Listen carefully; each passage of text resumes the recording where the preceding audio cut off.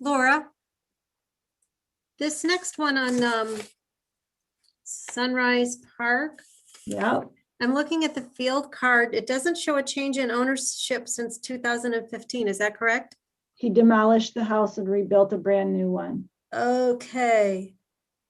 That explains it.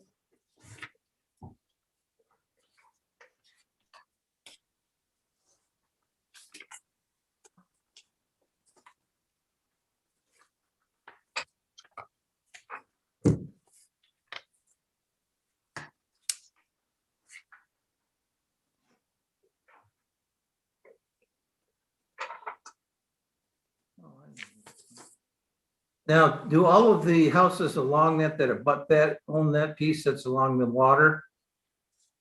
No, Or is it a common area or what is it? that's a common area. So the tiki hut and volleyball court and actually this is down, isn't down that far, is it? This is down by the access. Okay.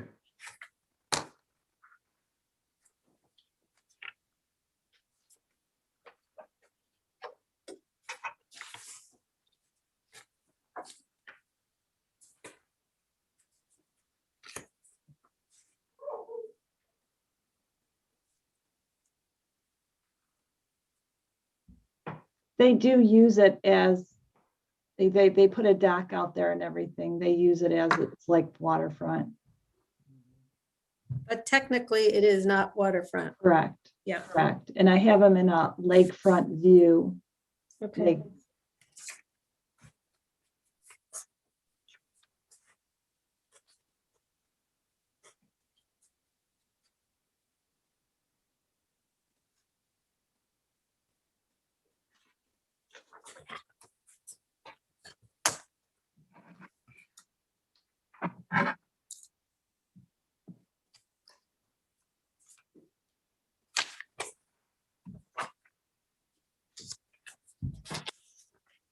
Laura?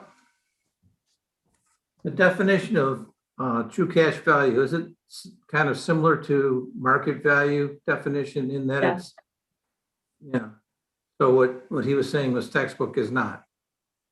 Because what you've got is you've got an owner that's had the property on the market for an extended period of time, which blows out market value to begin with because they obviously didn't have it priced correctly. So at that point, you have a very difficult time determining what market value is because there's different motivations. And at this point, they had it up for sale for a year and a half, 2 years. They may have just wanted to get rid of it. It was actually, historically, it was on for more than 2 years. But also, if you look at the previous year's assessment, I mean, it was at 1.3 million. The year of 2020, it was assessed evaluation. If you doubled it, it was 1.3 million. So it was already assessed at the amount that they were asking price for. And it's just as a matter of a pop-up because the taxable value was lower. correct.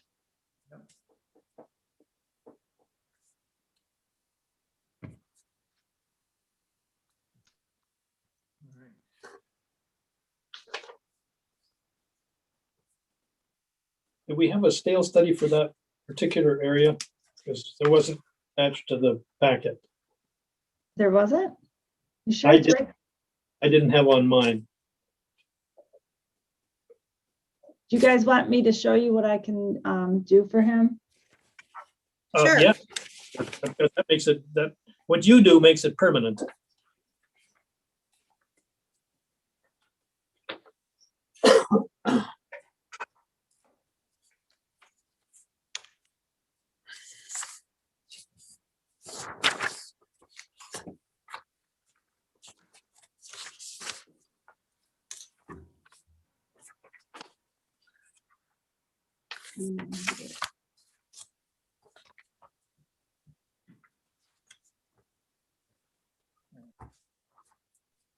Your 130 is here. Okay, thank you. Yep.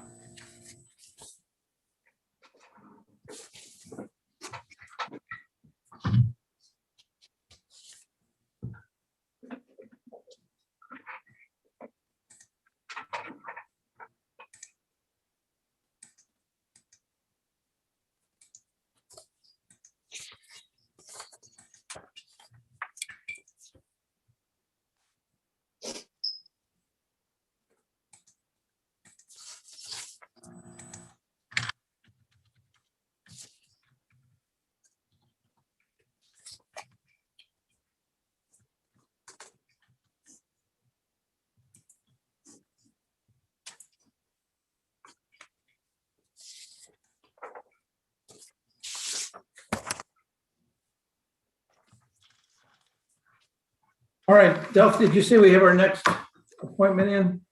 Correct. All right, so we got Thomas and Deborah. Let me bring him in.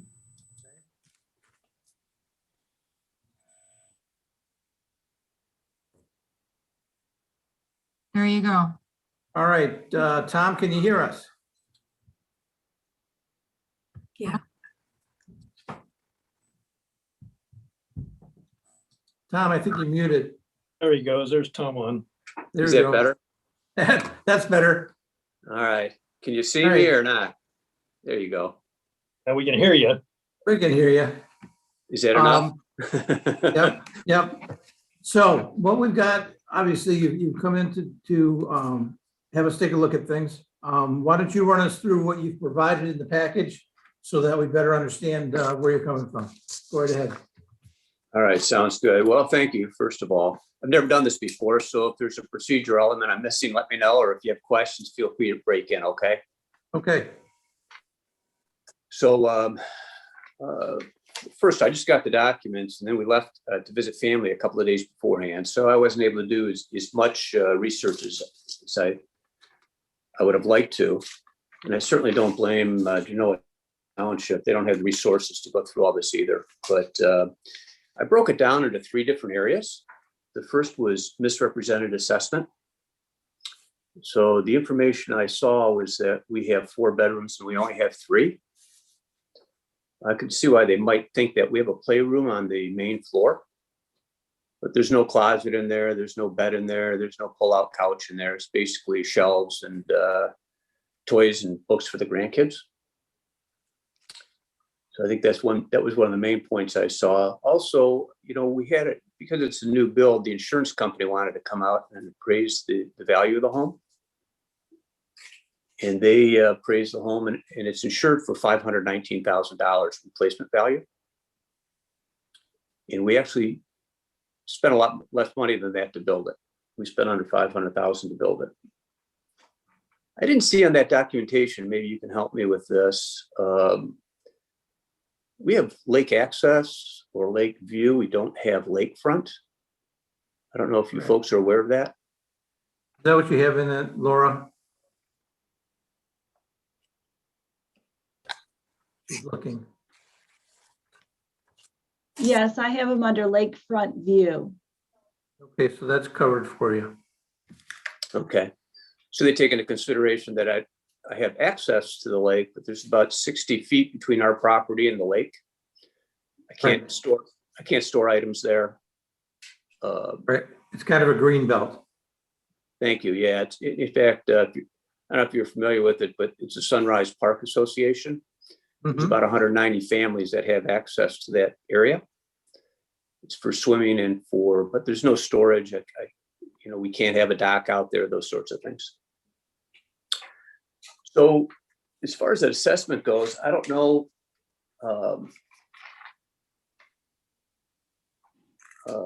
Let's see, lakefront versus lakefront, no storage. I don't know. Do you want to hear anything about what we did to the house on the inside as far as, does it matter for flooring or surfaces or anything? Does that make any difference to you? Well, there is a way to handle that all at once, and that would be for Laura or Jessica to sit down with you and work through what we call a field card. The field card has all the information with regard to your site, the building, all the things that they've input that affect your assessment. So what you're able to do in that situation is look at it, make sure that everything is correct. Like you said, maybe it shows up as 4 bedrooms and it's actually a 3-bedroom, those types of things. But also make sure that the measurements are correct. Like in this case, I'm looking at the sketch of this building. We've got a 2-story section, and the back has it looks like there's 1 story over top of a garage, kind of a bonus room. Brick pavers out the front on a 20 by 20, patio. Those types of things you can look at with one of the assessors to make sure that everything, being this is a new construction too, make sure that everything that you did put into it or didn't put into it is taken into account. So if that makes some sense to you, they can make themselves available to you to look at that. Okay. Yeah, like I said, I know they don't have time or the resources to go through every single home they're trying to assess. So I get all that. We could talk, there's vinyl floors and carpet. There's no wood floors, for example, Delta faucets, nothing real high end.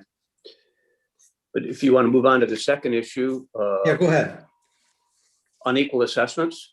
Yes. So I took a couple of homes that were similar to ours. Now they're not a new build, but they're added on and have all been refinished in the last several years. And the first one is at the end of our subdivision, has the best view of the lake. They happen to be on the lake, which is huge. They have 4 bedrooms. We have 3.5 baths versus our 3. It is a little bit smaller home, but it's essentially a new construction. They've redone the whole house inside and out. The one next door is assessed at $302,000. So these are 22 to 17% less than ours, and they're actually lakefront. So they can use lakefront as they wish. They can plant a tree, they can put in a beach, they can put docks out and have use, unlimited use. So I think that we have an unequal assessment here. Moving on is unequal cash value. What I did is I took a few of the homes that were recently sold on Lake Chemung. I didn't go to any other lakes because we're fairly unique. The most expensive home sold in the last couple of years was $675,000. It was on the lake. It was all brick. We're about 90% vinyl siding, 4 bedrooms instead of 3.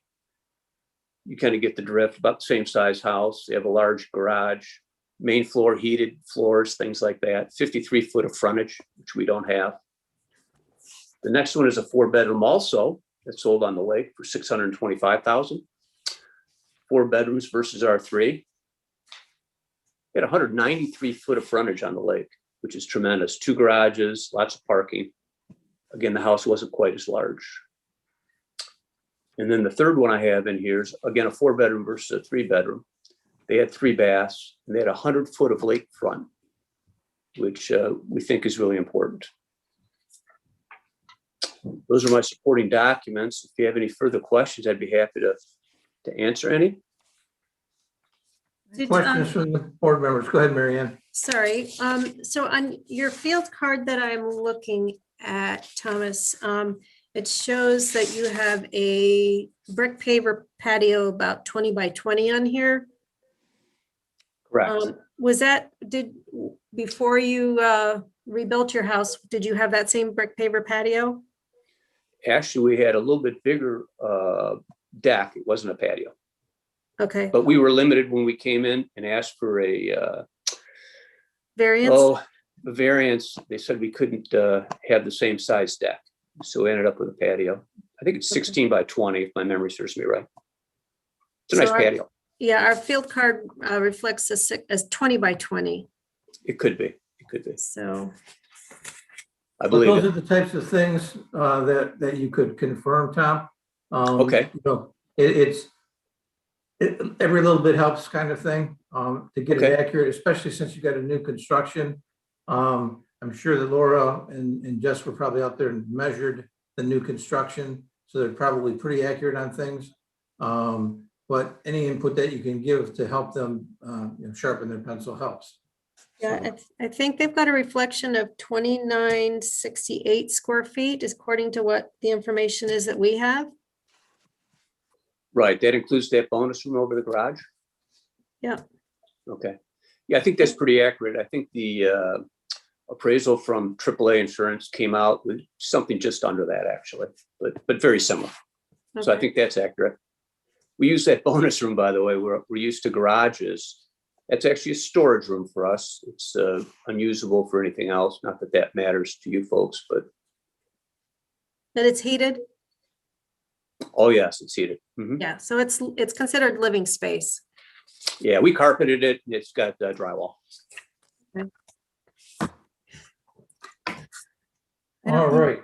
The next step, Tom, and if you have anything else, by all means, we can discuss. But at this point, essentially, we've listened to what you had provided to us.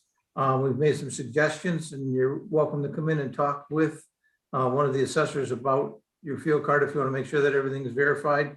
What will happen from here with us as the board is we will consider what you've provided and base that against what we see in the field card. We'll make a decision as to where those taxes move, if at all. And we'll send, that'll be out to you within a couple of weeks by mail. Okay. Are there any other questions that you had at this time? No, so within a couple of weeks, I'll receive something in the mail that'll give me, it'll either be the same number or it'll be something less than that, Right. depending on what you come up with. Now, should I do the field questionnaire before that then, before you make that decision, or does it matter? Laura, is it something you can come in anytime to do, or Jess? Yeah, he can come in anytime. Just a little bit of background. The 4-bedroom count came from the permit that was pulled. I've corrected it to reflect a 3-bedroom count. That doesn't affect his assessment in any way other than informational purposes. Thank you, Jessica. Yep. But yeah, if you want to come in and go over your field card, and if we need to come out and remeasure, we will certainly do that. Okay. Yeah, I think the measurement's pretty accurate. Yeah, as long as that card is pretty accurate, then we've got a good base to start from. We give that opportunity to the homeowners, just in case. You know, they're especially in lake communities, a lot of times things are picked up and never taken off, or vice versa. You know, something might be built and never put back on. So because this is new construction, you're probably right. Everything's probably pretty accurate, but we make that offer. So, all right. Like I say, from here, what we do is we negotiate, or not negotiate, but we deliberate what you know we have in front of us. We'll make a decision yet today, and then that'll be out to you within a couple of weeks. All right, Jessica, I'll give you a call, okay? That would be fine. I look forward to it. Thank you. All right, I want to thank everybody. Thanks, Thomas. You. All right, have a nice day. Bye-bye now. You too.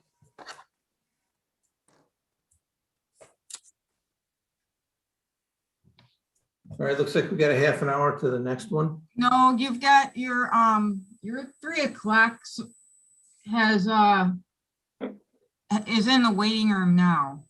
So if you, 3 o'clock is?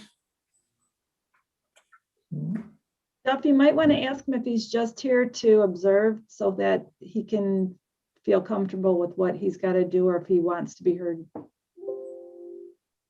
okay, I'm gonna have to admit him and then I can ask him if he's All right, ready. go ahead. If you want, Duffy, you can also have him call the office and ask for me, and I can help him through anything he needs. Okay.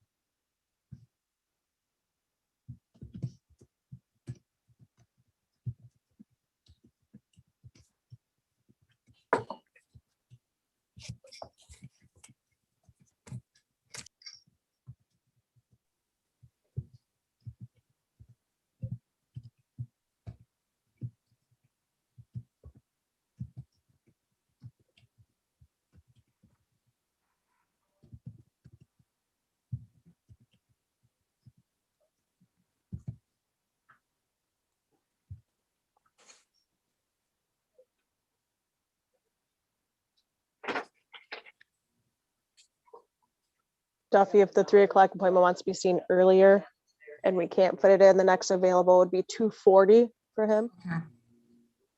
I just sent him a message. Okay. I do know that he did have his appointment scheduled for 2 o'clock yesterday, and he switched it to 3 o'clock today. So perhaps that's part of the confusion. Okay. It appears that he's also in as a participant right now, so if he unmutes, we could probably straighten things out. he said he's still okay with 3 PM. Okay, Okay, we'll push it back to 3 PM then, and we can work on some of these others that we've already got in front of us. Okay,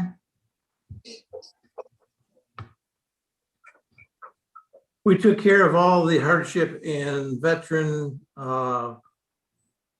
cases yesterday, correct? that is correct. Okay, so what we have is what's left in front of us for today in these meetings, correct? Correct. Okay. Do we want to spend a half an hour on one of these that we were just talking about? And if so, which one do we think we can get done in a half an hour? Any thoughts, Ron or Marianne? Marianne, you're muted. it would look I'm like, sorry. would look like the last one we did is pretty straightforward. It's a matter of a definition of the property and it looks like it should be we ought to be able to straighten that one out fairly quickly. All right, well, let's look at that one. This is the one, last name is Hirzel, Hirzel. This is the new construction? Yes. Okay. Just looking at the sales study, and I just would ask Laura or Jess, in terms of these comps on here, if these are, so the lake views. Yeah, so the one, So you're looking at Marion, or you're looking at the Sunrise Park one? yes. Okay, So the one on, well, there's 3 of them in Sunrise Park, but they're all smaller. None of them are the square footage he has. And then Glen Echo, which is at the farther end, is that Lakeview? That's not waterfront? That's about the same square footage. That's 2,400 square feet. He's got what, 28? what's the address or parcel number on that? Or name? 5975 Glen Echo. Okay, I just want to make one observation. The Hirzels purchased this in 2015 for $300,000. Lived there for a couple of years, then I think it's a tear down because they Yes. fully redeveloped the site. Correct. It's not uncommon to consider the sum of those two items to be the market value of the property or what they paid for the property. Because in fact, they did. They paid $300,000 for the property to turn it into a piece of vacant real estate to build a building on. Right. So they've invested somewhere around $800,000 because he said they were short of 500,000 in what they put into the structure itself. It's a beautiful house. Yes. He said their From construction, like, the lake, it looks fantastic. Yeah, it's a great, nice house. So I just wanted to put that out there because it's not always thought of that way, but it really makes some sense. You purchase something and you put money into it to get it to where you want it to be. You're really paying that full amount rather than just, Absolutely. $300,000 or Right. $500,000 in this case. Right. And with that noted, I think he said they put somewhere just south of $500,000 into the property. yeah, that's what that's what Yes. their construction costs were. Right, so I don't know, Laura, what do you think a lot like that is worth on the lake vacant? I mean, if I was looking at it, I'd say $300,000 because they paid $300,000 and they tore down a house. It's probably not worth 300,000. No. They've overpaid. Because it's not on the lake. It's not directly on the lake, remember? yeah, and to answer your question, Marianne and Laura, you can clarify, but it looks like that house on Glen Echo is lakefront. They're looking at 5975, Laura, Glen Echo. Okay, Marianne was asking about the value. So that was in a sheet that we have.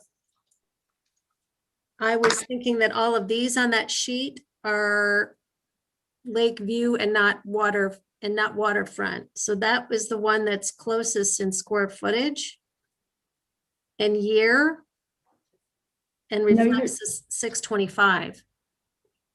Dear, the ECF study that you have in front of you is not land value studies. It's two different things.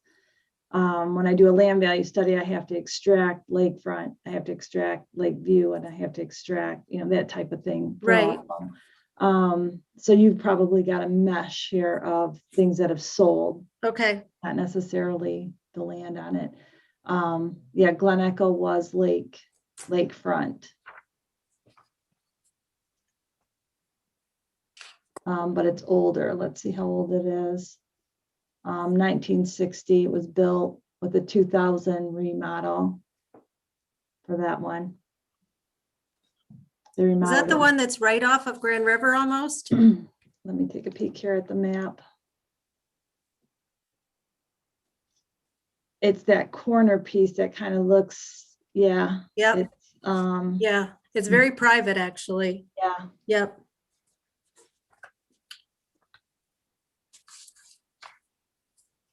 So I know that when people are, when you're looking at buying waterfront versus water privileges, I mean, you get the privilege of looking out there and all of that is unencumbered.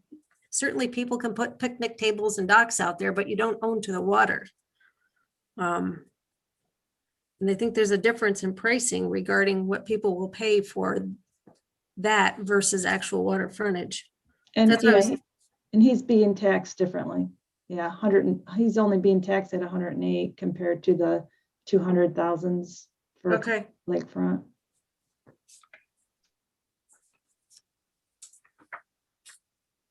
but Chris, I do see your point in regards to they bought a home, a residential home for the purposes of having a home and plus a view, and now they've improved what's there to a new build. Right. Brand It's new it's house. basically a purchase and then capital expenditure after the purchase that sums up to what they really paid for the property. So in essence, even at the assessment that we have right now, they paid more than what we've got it assessed at. But with that in mind, it's probably, there's some intrinsic value there to people who want to live on the lake. They like the setting that's there. You mentioned grandchildren, so there's value in all of those things as well that don't show up on paper. So I don't know how we give any relief here. The other consideration on this one is that this is, in the sales study, this is the largest single unit. It has some, as he points out, they use the playroom, so to speak, as a storage room. It's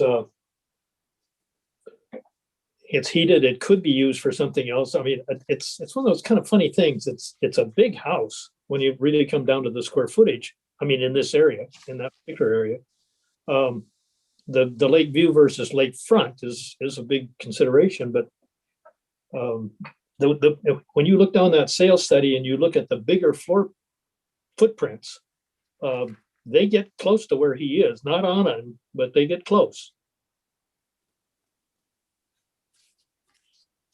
Well, and I guess my question would be, based on what they paid for this property, did it really make a difference to them that they were on a lake view as opposed to lake access? Because they're paying lake access price. Paid $300,000 for a house and then put another $500,000 into it. Yeah, see, Yeah, see, and then I'm looking at Black Oaks Trail. That's 2,300 square foot. So that's the same house minus the bonus room. That's on the water at 550.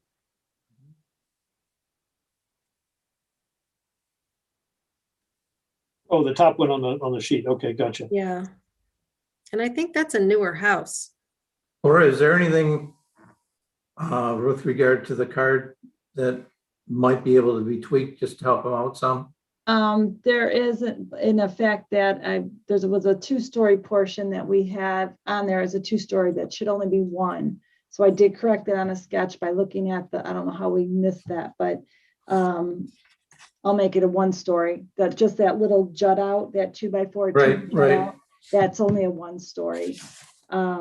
That's going to change the true cash value down to 721, 127 from 725, 407. So it'll change it a little bit. I mean, we only have them at a BC class for that newer home. What about it? Can you do what would be a class below that? A C. I mean, considering the fact that this is apparently a new construction, if you will, since he started over, the outside of it looks, from the photo, it looks like it's a pretty nice house. The one next door to him also was newly built. Tim Chenard built both of those at the same time, right next door to each other. And the class of the home was the same for each one. So we kept them both the BC. Okay, I hate to throw that out of uniformity over there. right, yep.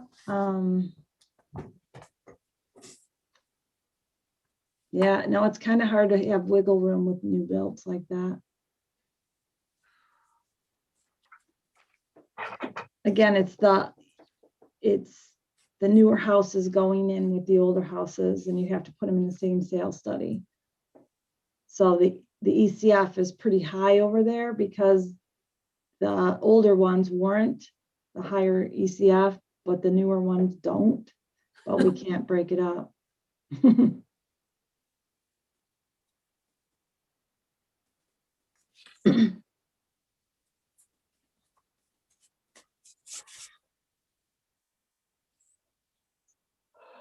Yeah, I hate to say it, because I would like to give him some relief on this, but. Yeah, I feel the Yeah. same. I just I can't see that dollar on it. I'm sorry. I interrupted you. It just, I mean, the simple math that I did previously, to bring it to somewhere around 800,000 and then 75,000 of that, basically not being realized, in the value that, the true cash value. I mean, they paid more than what we're, giving them as a true cash value. So, there's evidence, I guess, with a $75,000 buffer, that someone would pay more than what you have it assessed for.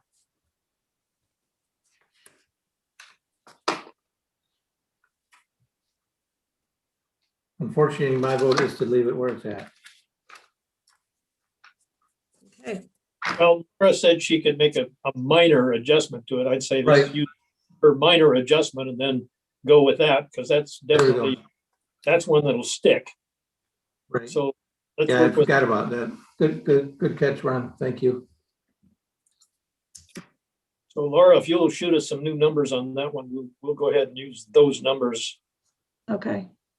Thank I'll you. make those changes and I'll make 3 copies and pass them to all of you. Thank you. thank you.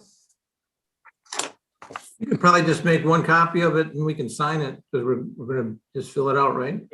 She's just gonna make a copy of the sheet that's got the numbers, on it, right?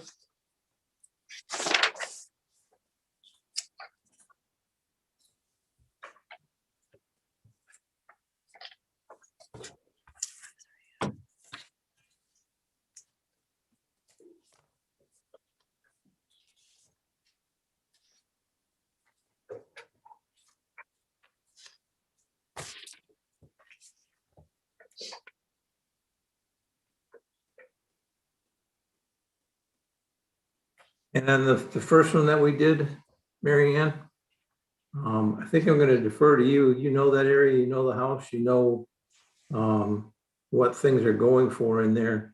I think there's a lot of talking and not a lot of, support for, what he was talking about. But, that's just my read. What do you think with regard to that one? As far as, I mean, the outside of the home and the location is significant. I would state that the condition and the interior were average, especially given the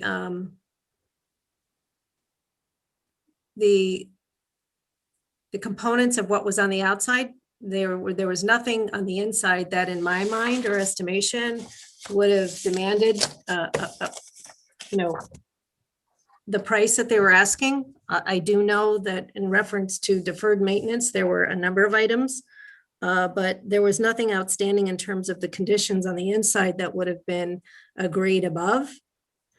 So I think he was definitively right in regards to, it was a true test of the market. And it was actually on the market for longer than 2 years. So. Is it a result of selling that because it was finally priced right? Or is Yes. it? Well, okay. it was finally priced right, but it was, you know, our market in the last 5 years has gotten stronger. So, you know, the values have gone up and this house was coming down, and it finally sold at the price that was significant to the market.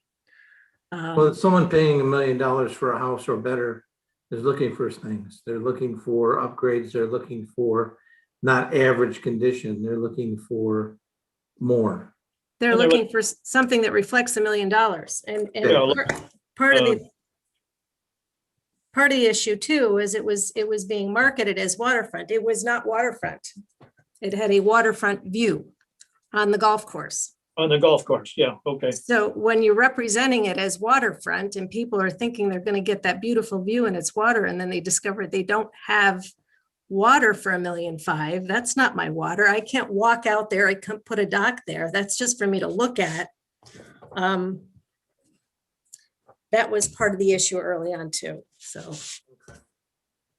All right, so where are we at on this one? Laura, is there anything we can do condition-wise, given the interior in the state that Mary Ann is describing, and the deferred maintenance on the exterior of the house, which included the walkways and concrete and you know, bats in the belfry. Those are the types of things that happen in houses that are vacant. They're just not taken care of and, you know, exposed to that stuff. Yeah, that was the one that I brought around to you guys to look at. The Oak Point one you're talking about, correct? Yes. Right. Yeah. Some of the changes that I could do on it, I brought around to you. Do you want? So, Have- so What do instead, I'm sorry, Laura, instead of the $970 that he paid for it, you're saying it really is worth about just a tad over $1 million. That's, yeah, with all the changes that I can make to, instead of the 1.3 million, I can get it down to $1,041,000. And that sets him at a new point that stays with him going Forever. forward. Correct. Okay. I vote affirmative. Mary Ann, Okay. you feel comfortable with that number? That's fine. Okay, All right.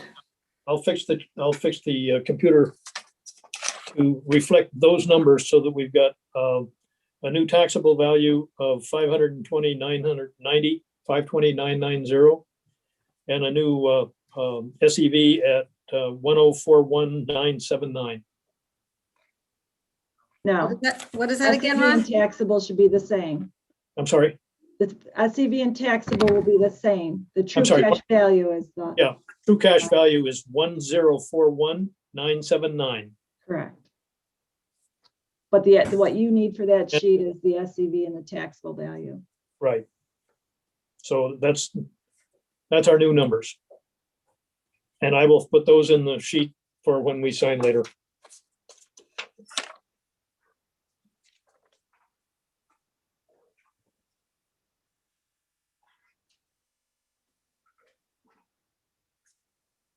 And Laura, you're going to give us a slight adjustment to the Herzl Park. Sunrise Park, yes. I'm, Nice give part. me a few minutes on that one because I've got to figure out a new Headley addition for him, because I gotta take it off. Okay. That's fine. So we got a couple of minutes for me to take a quick break before the next mandatory call here.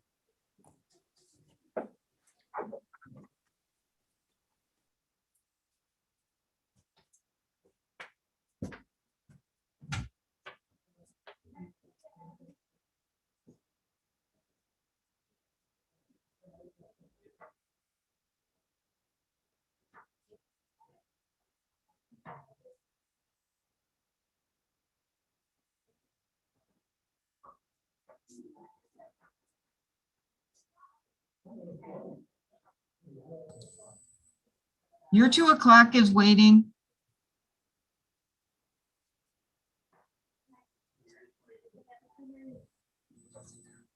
Okay.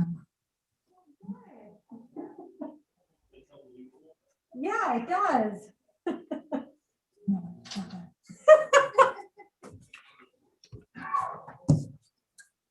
Marianne, your 2 o'clock is here. My what? The 2 o'clock is in Oh, okay. Thank you. waiting. I thought you said my truck lock is here. I was like, what's a truck lock? No.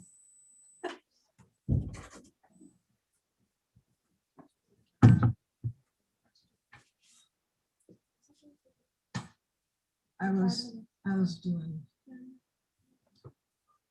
Well, I'm trying to do work at the same time.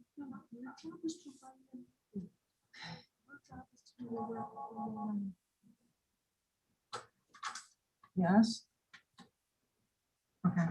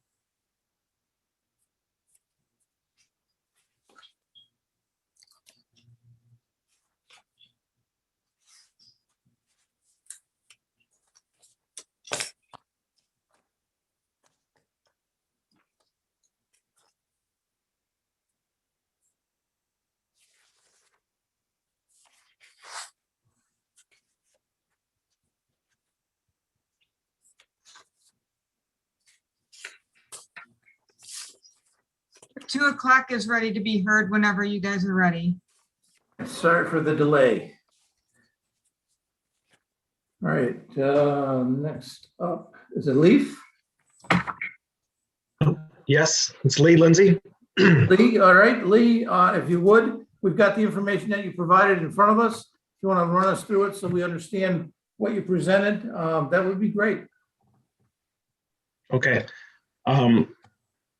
First off, I didn't know how exactly these meetings run. I didn't know, I guess, what's expected of me here overall, but I put together my, hold on one sec. What happened to everybody? We can still see and hear you.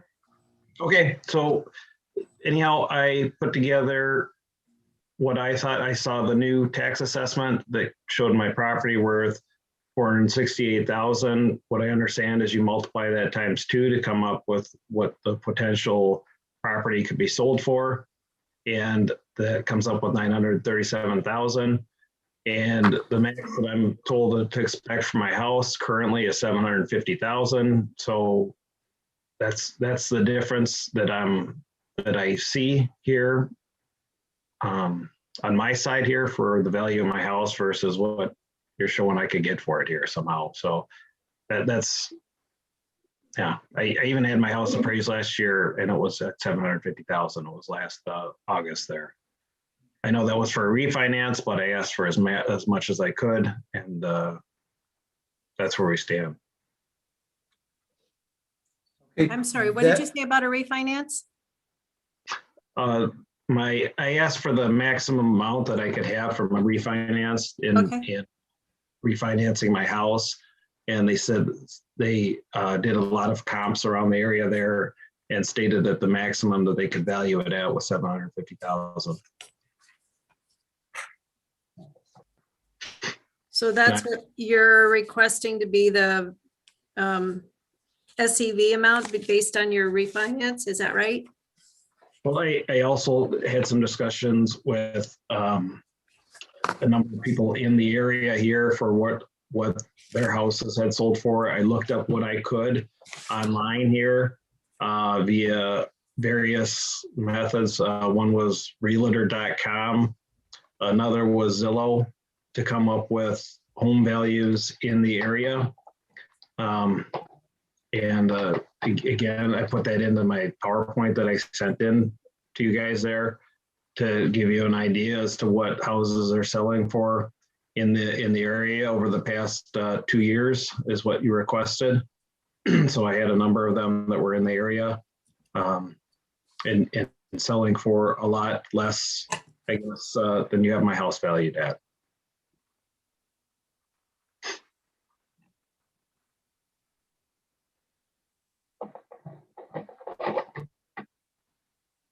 And you own this since 2012?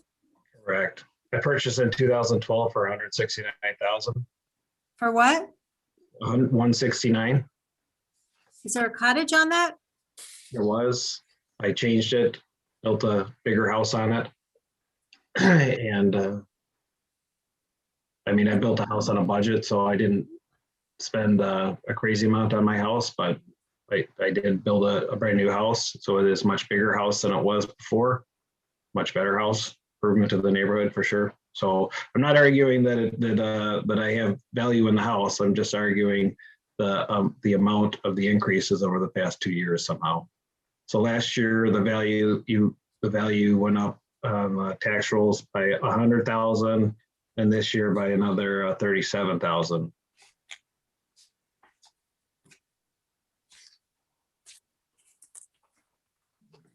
any other questions from the board?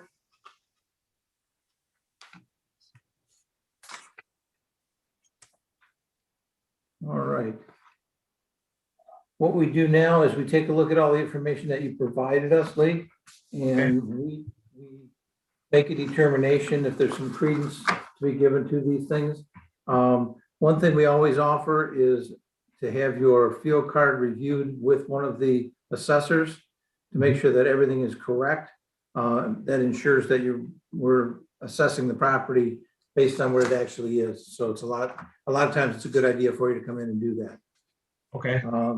Given the fact that it was rebuilt recently, we probably have pretty good measurements because we would have gone back out there after you finished. But I put that out there because they're always willing to sit down with you and take a look. Okay. I talked to Jessica quite a bit about that. So, but if it would help me, I would appreciate that. So. Did All right. Jessica go over your details of your house in terms of square footage and bedrooms and baths? In terms of square footage, that was one of the things that, like, on my plans, my square footage was the gross square footage was off by a little less than 100 feet. I had a question if everybody's house was measured on the exterior dimensions of the house because I measured just in my basement to see, does this make sense or not? And it doesn't, it's not the interior dimensions, it's the exterior dimensions Right. is what I'm measuring here. So there's a small discrepancy on 3100 versus 3194. And if I measured inside, it was more like 2850. So, but if you measure everybody on the outside, then it's apples to apples. That's was a question that I had on that side there. Right. I mean, I have a small vaulted entryway that is a 2-story, but I don't have the vaulted living rooms and such that a number of my neighbors have that are on a similar footprint, I guess, if you will. Okay, thank you. Yeah. All right, from this point, what we do is we take a look at all that information, like I was saying. We consider what you've given us and what we have to work with, and we make a decision. That decision will be sent to you by mail within the next couple of weeks. And we'll cover this next tax year, unless there's something in there that is a hard change. We find that the square footage, like you say, may be different or that type of thing. So are there any other questions? Just in general, since I've never done this before, how often do you rule in the favor of the taxpayer, and how often does these things just get rejected? I don't even know how this works here. We take each case on its own merit.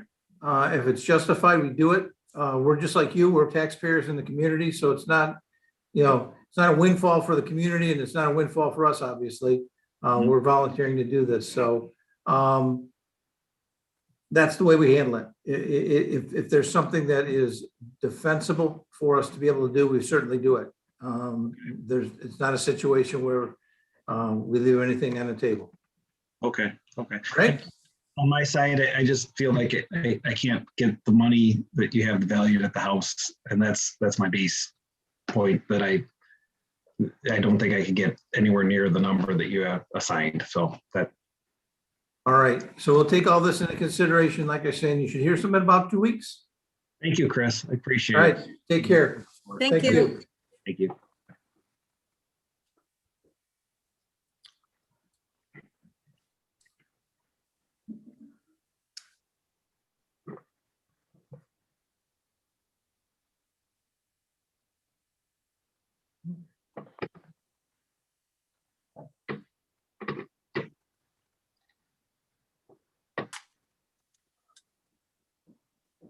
All right, looks like we got another one coming in at 2:20. So we want to hold that one up that we just talked with Lee about, because I think we probably have some discussion there. We've got one coming in at 2:20, and then the 3 o'clock is already out there. Is that right? Duff? Yes. So we just want to bring the 3 o'clock in, if you'd be willing to do that now, so we can keep ourselves on schedule, maybe even get a little ahead of things. I can do that right now. Does that make sense to everyone? Yes, Fine, go ahead. Lee, we're going to ask you to remove your video. You're welcome to listen in. Thank you. All right.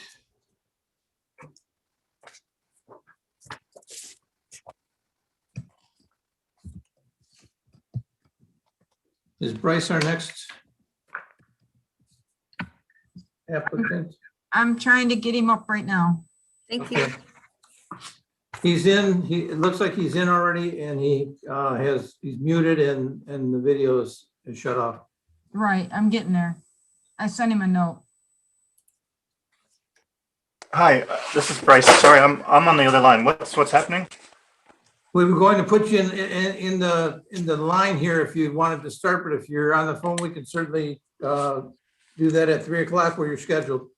Yeah, sorry. No, I just joined early to make sure I could, but I'm on a business call until 3. Okay, Okay, great. we will wait till 3. Thanks for the update. Okay, thank you. You bet.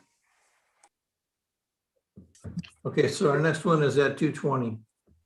I need to make a quick call and So if we could stay on that schedule, I'll be done by 2:20. I'll make sure of it. Thank you.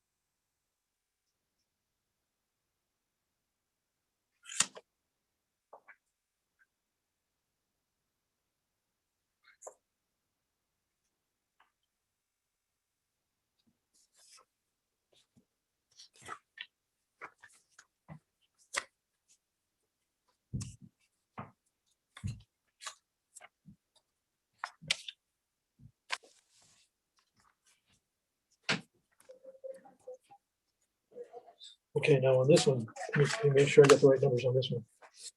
What I would come across is that the old assessment was 692.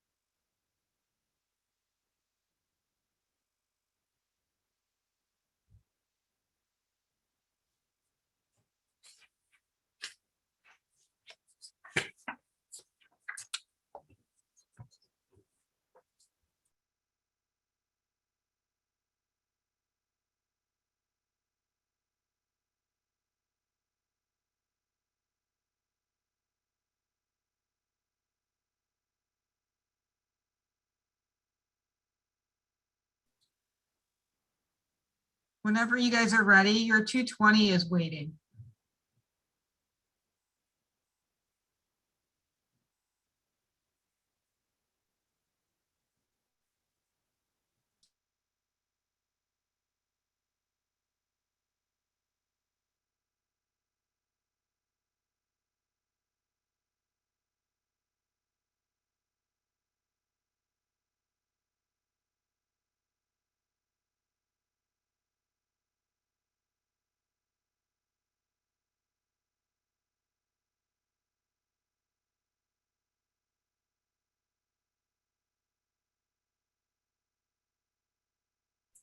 We've got 3 minutes, right?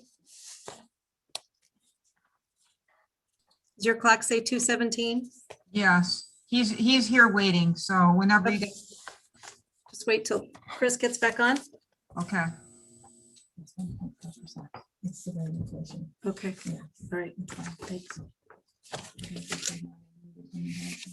Yeah.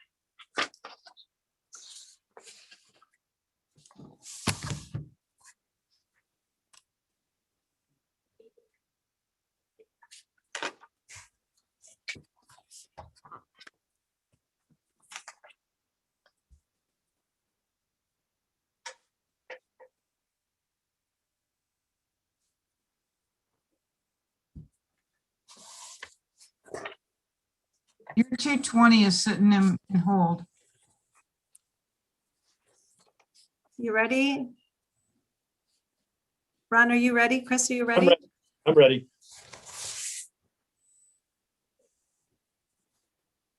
I can't hear Chris.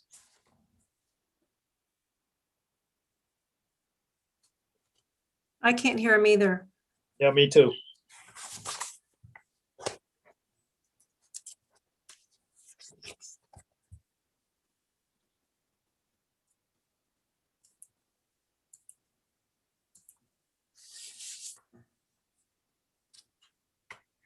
Can the,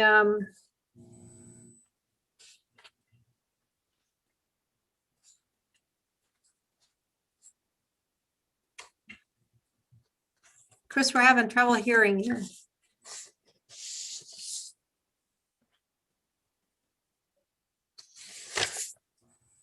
Looks like he's gonna try and restart.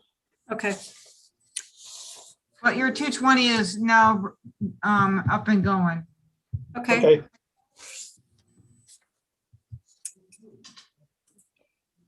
So we have John Owens is our 220, is that correct? Yes, I'm here. Can you hear me? yes, I can hear you, John. Yes, this is Mary Ann McCreary. We have one of our members is having difficulty with the voice. So we're working on connecting him. Can you hear me? there he Just is. wanna make- There he is. Isn't he handsome? All right. Go ahead, Mary Ann, you can continue. That's all right, sir. Go ahead. I just wanted to Okay. give him a little bit of a preview of what was going to go All happen. right. Good afternoon, John. I'm good. How are you? Good, good. Let me know if you can or can't hear me. What we've got in front of us is the information that you provided the assessors department for your petition.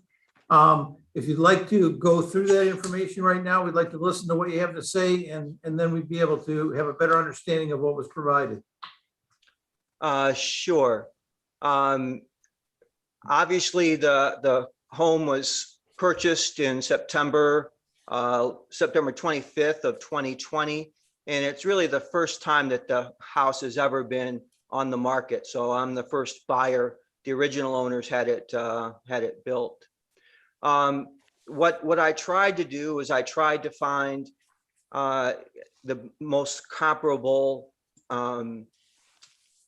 properties in Genoa Township to compare to. And then I created just this quick little table using data from the assessor's page. The first entry on this is the home that I purchased, 3345. That's the one we're talking about. And the purchase price was $1.15 million. I believe that the assessment should be one half of that. The house was in fact marketed starting in early March, and had a very good real estate agent that really used the 3D tour, every possible tool, and marketed the house very well. The house was, well shown, et cetera. So I do believe that it's a fair market price, and it was an arm's length transaction. For comparison, the nearest neighbor house that was sold recently in the last couple of years is just down the road, a couple houses. Its lot is exactly the same as my lot. One notable exception, with my lot, I have a relatively big concern, and my biggest worry about buying this house is that my immediate neighbor on the north side is the condominium association public beach, which I hear can get quite loud and noisy on warm weekend days in the summer. But even worse than that, there's been talk that the teens like to hang out in the parking lot at all hours of the night and make noise. So I am worried about having basically a noisy neighbor and having that community beach next to me. But back to the table. The 3399 Lakewood Shores sold recently, and its current assessed value is $389K, and it is substantially smaller. So I mean, if I know it's not a rock solid rule, but I'm just trying to normalize by the square footage.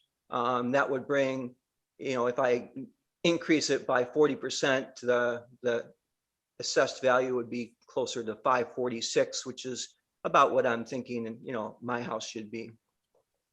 The next three houses, I had to go to a Brighton Lake to get the best comparables I could, because that's where the larger houses were. So the next three houses are all of comparable size to my house, and they also sold recently. The first one, 5285 Hidden Pines Drive, was sold for $1.1 million, and in the database it was assessed at $570K. 5293 Hidden Pines Drive sold for $1.05 million relatively recently. It was assessed at $519K. Arbor Bay Drive, a house that we actually shopped a little bit when we were buying this house. It's a little bit smaller, but it's got a lot more frontage. It sold for $1.12 million, and its assessed value is $553K. Those three houses also have the additional benefit of being in the Brighton School District, which is significantly higher and more thought of as a school district than the Howell School District that my house is located in. The final house that I have on the table at the bottom of my table of comparable homes is 3489 Lakewood Shores. It's approximately comparable in size. It's not truly lakefront, so it's difficult to make this comparison. I'm including it because it was also a recent sale. So the size is the same, and they have a deeded dock slip, and they'd also have great views of the lake, but it's not an actual lakefront, and I acknowledge that. It was sold for $850K, and its assessed value was $468K. So I guess I'm happy to answer any questions if you have any, but I just don't see any recent comparable sales to suggest that the 1.15 million that I spent for the house is substantially below its actual value. The most comparable houses I could find with recent sales all suggest that my suggested assessed value of 570K is more in line than the proposed 688K that I got in on the recent notification by mail. Okay, one other thing that we generally talk about, John, is the field card itself. That's the document that has all of the information surrounding what's there at your house. It has a drawing that depicts size and provides the assessors with size for various different parts of the house and different components like patios and decks and screen porches and those types of things. Have you been through this to make sure that everything is as accurate as possible? I looked at the sketch and I don't have the best of measuring tools to confirm everything, but I was trying to understand the overhang calculations and the foundation calculations, and I'm not trying to dispute that diagram. Lots of the second floor is unfinished, but I think the diagram was reflecting the fact that most of the second floor, there are the 3 bedrooms up there and then a playroom, but there's lots of unfinished attic space on that second floor. Yeah, where I was going with that, John, is not necessarily to dispute it, but to make it as accurate as possible. Because if there are things like you're talking about an upstairs that isn't finished, those types of things, affect the numbers that are on the field card. So the field card is where all of the calculation starts from and emanates from. So if there's something there that overstates what you have, it'll overstate your assessment. So what I'm saying is if you are able to, I don't know if you've done it yet, but if you're able to stop by the township and talk to one of the assessors, make sure you go through the whole thing and understand where they're getting their numbers from. That would be a real good step forward too, just to have a good baseline for you going forward. So that's available to you. You don't have to call in, or if you'd like to call in, you can certainly do that as well. What we do from here is we look at what you gave us. We talk about what was discussed. We deliberate with what's happening with the property, and we make a decision.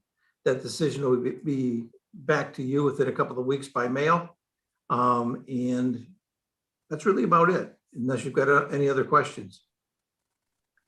I guess my question is, and it's only partially answered in the FAQ page that you have online, but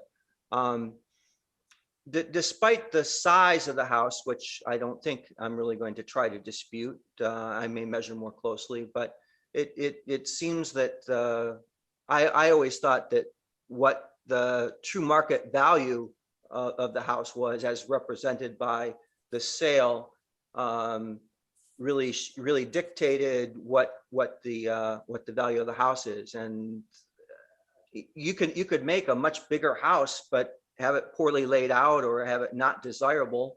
And the true cash value of that house to any buyer would be much lower. So I guess I just always assume that in a free and open, valid sale, that that one half of the sale price was most typically accepted by the assessor. So is this wrong? The assessor can't do that. It's called chasing a sale. What they do is it goes into a sales study, and the other homes that are similar to yours that have sold are also in that sales study. And the assessment is much different than the market value in the sense that it's developed by using a cost approach on your home and then depreciated, added to a land value, and that's where your assessed value comes from. So when you're looking at this, the system doesn't adjust itself as quickly or as directly as what you're under the impression. It's only that your purchase of this home at the price that you pay for it is a portion of what's considered. They have to do many other things to justify the value from an assessment standpoint that relates to costs and different types of finishes and conditions and depreciation and so forth. Okay. Right. That being said, it looked like there was nearly a 10% increase in the proposed assessment over the assessment that the previous owners had. It went from 620 all the way up to 668. And I you know, since I just don't see anything that's changed that would merit that. I mean, even I think it was over assessed to begin with, but the if I pull the And you are, your comment regarding the assessment in 2020, it was assessed at 625,600. So essentially the true cash value or the SEV was $1,251,200. So it was assessed at that higher amount, then it became uncapped. right, but then the tentative amount for 2021 is 688,500. So that, I mean, that's a 10% jump from the 2020 number. But it's also because it's become uncapped. And when you have an uncapping of a property that's been with a primary owner, it can establish a new value.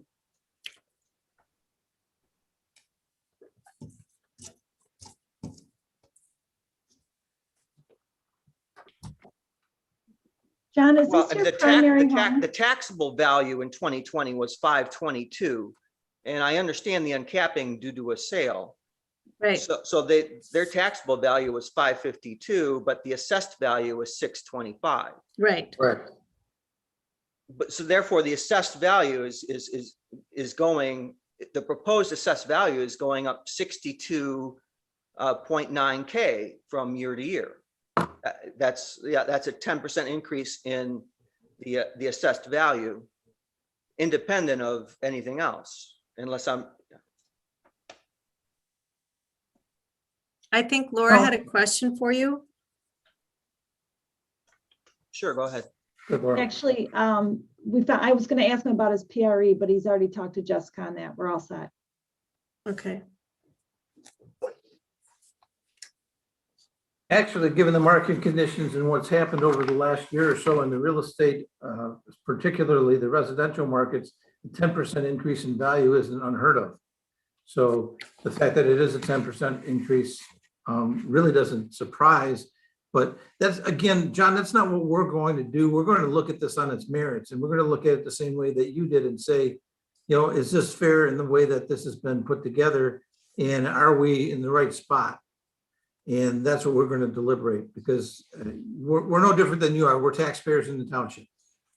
So we're trying to find what you found or feel you found in this petition and apply it to the assessment. So, Mary Ann, did you have something? No, I'm good. Okay, Ron, did you have anything else? No, thank you. All right. John, we'll have this back to you in about 2 weeks, the decision of what's happened today. Just, I guess we can wait for that. And thank you for your time today. Okay, thank you. Thank you, I'm John. leaving the meeting now, right? Yep. Yeah. Okay, Thanks, bye. John. Thank you. Thank you. Bye.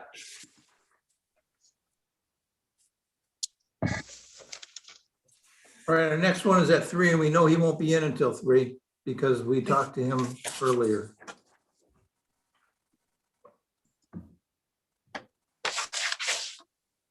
So, does anybody need a small break or just to get up and stretch your legs or? What time's think our I'll next do- one? Next one's 3 o'clock. Before you guys go, if I could jump in, that last petitioner, there was Yes. some stuff that we found upon reappraisal that we had to add to the tax roll that might be part of what his complaint was, that it jumped up the 10%. Again, Jess, I'm sorry. There was some work done onto the house that was not used or pulled by a permit, so we picked it up upon reassessment of the Okay. house for So the that's where sale. part of that 10% came from. Very well could be, yes. Okay. All right, thank you.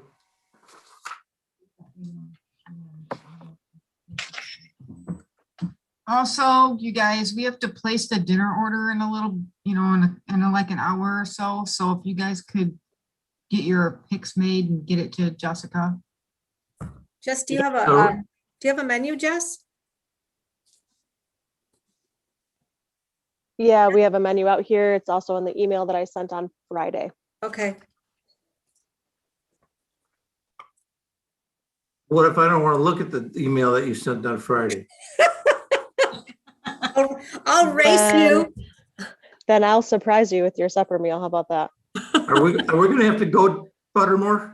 We can go. Nah, I'll get out a paper menu for you, Papa Greyjack, okay?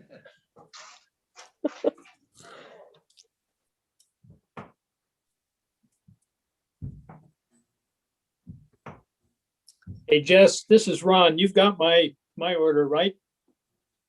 Oh, you followed directions. Yeah, I'm a married man. I've been married a long time.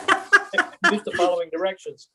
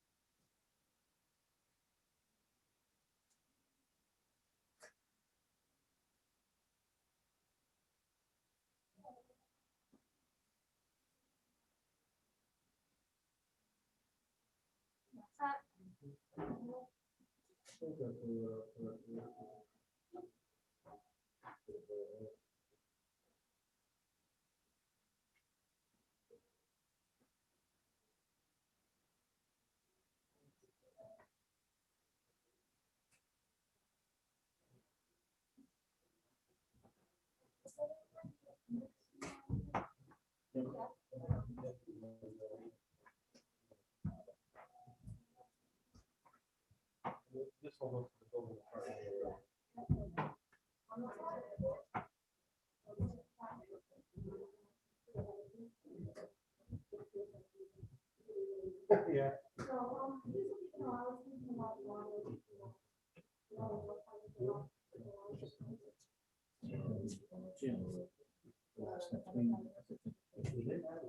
We took a break. Yeah. Oh, that time when we got up? Yeah, we took a break.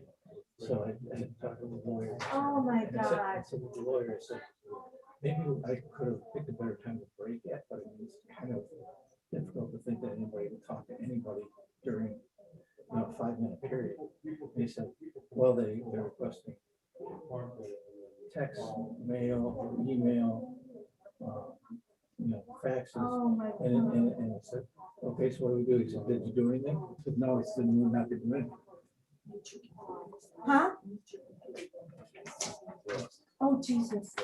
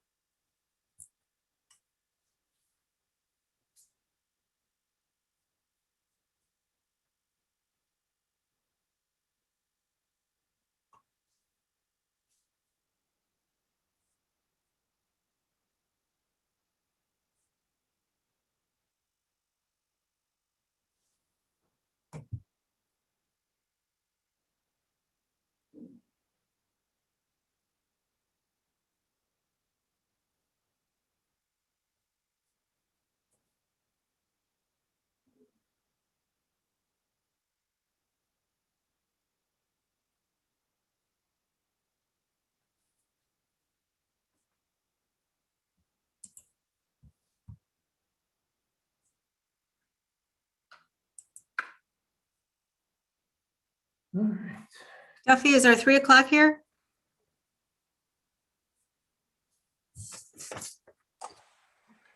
Nelson is on. Here, he's here. Good afternoon, I am here. Good afternoon. Bryce, why don't you tell us what you've supplied to us here and what your thoughts are? We'll start it out that way. Go right ahead. Yeah, I want to thank you all for meeting with me, and I apologize I wasn't ready when you had a earlier gap. Oh, that's right. You were scheduled for 3. You're fine. So yeah, and I have a little bit of things here I want to go through. I do want to go through what I sent you, but let me just start off by saying, you know, I recognize that valuing a property such as mine is not straightforward. You know, finding comparable sales is very difficult. There's a small number of houses in my neighborhood, and it's on a small lake. The majority of houses in this neighborhood are older, they're smaller, they're originally designed for seasonal use. It's not a large, deep water, all sports lake that, you know, gets a lot of new construction. So there's just not a lot of comparables out there. At the same time, I'm looking at the valuation and I don't agree with it. You know, looking at it, I'm seeing we have a 4,400 square foot house. The value works out to $206 per square foot. And I just think that that's not the right number. The average house in our neighborhood is closer to 165. The average house is 2,000 square feet, so they're smaller. But we all know that smaller houses are going to have higher dollar per square foot than large houses because the lake disproportionately affects the value of those houses.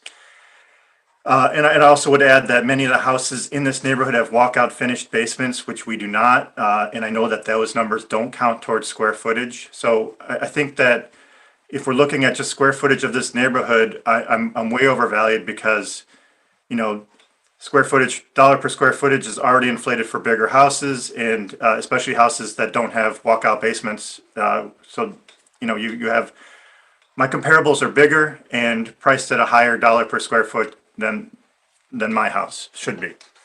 But I'm not asking for that type of reassessment. I specifically shared two comparable sales. I had met with this board back in 18, and I was told that the two comparable sales that I was sharing were outside of the valuation window. And I understand that. They are now in the valuation window, so I would like to have them reconsidered. And I did call the tax department yesterday. I don't know which you I talked to, but I was trying to find what comparables you actually did use to value my home. And I was a little bit surprised to learn that you did not use these two. You used the smaller of the two, but you also included a bunch of different smaller cottages that are in different ECF neighborhoods. And I think the discount rate that you have to put on a house in a different ECF neighborhood is so great that, it's no longer a true comparable for certain. And you know what percentage of comparable it becomes very debatable.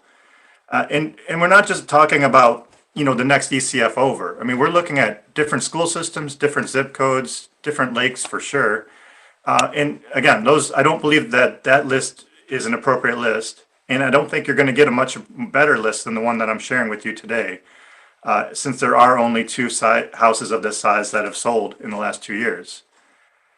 So if you want to look at what I sent you, the average market sale of the two comparable properties I've included is $154 per square foot. And again, I'm focusing on market sales, and I know that, true cash value doesn't always equal market sales. I would argue much stronger than some of the people you talked to earlier that market sale is the absolute number. I understand that there's a lot of reasons that you would discount it, but frankly, construction cost varies, the quality of the lake varies, where you put the house on the property, which way it sits, those are all important. And, those aren't going to be seen in your other estimates, but they are going to be seen in what a buyer looking to buy a house is looking at. And, I looked at both of these other properties. We were considering buying them. So I feel I have a pretty good sense of whether or not these are appropriate comparables, and I would say they are. And let me just start saying, I can stand in my driveway, I can see both of these houses. We share the same private road. There's only 30 houses in this neighborhood, and why you wouldn't look at the two that were the most similar and also most recently sold, I don't understand. But they were both sold in the last 2 years. Of the three houses, my house and these two comparables, they are three of the larger houses in this mixed income housing neighborhood. We have very small houses, and you can look at the data, and there's a lot of variation in the houses here. So trying to find a direct comparable, again, I understand it's difficult, but these two are good comparables. As I mentioned, I did consider buying both of these at the time when they were on the market. And I really do think that there's a lot of advantage to either of them. 6587, it has more bedrooms, 3.5 times the acreage. It's got a finished basement, and it was a former builder's home.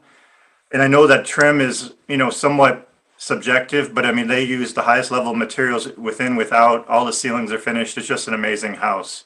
We kind of regretted not buying that one. 6489, it also has a walkout finished basement. It's a little smaller. I think it's 600 square foot smaller than our house. But what they do have is just great use of the space. They have 3 levels of walkout, the walkout basement plus 2 patio levels. The walkout basement is the same footprint as the second and the third floor. So you have to add in a lot of square footage if you're considering that, which I know you don't. And they just have an amazing tiered rock landscaping. It's got a better view of the lake. I mean, there's a lot of things going for it that I understand why it sold for what it did. I think I mentioned this in my dialogue. The only reason we didn't buy these was they have 2-car garages, not 3.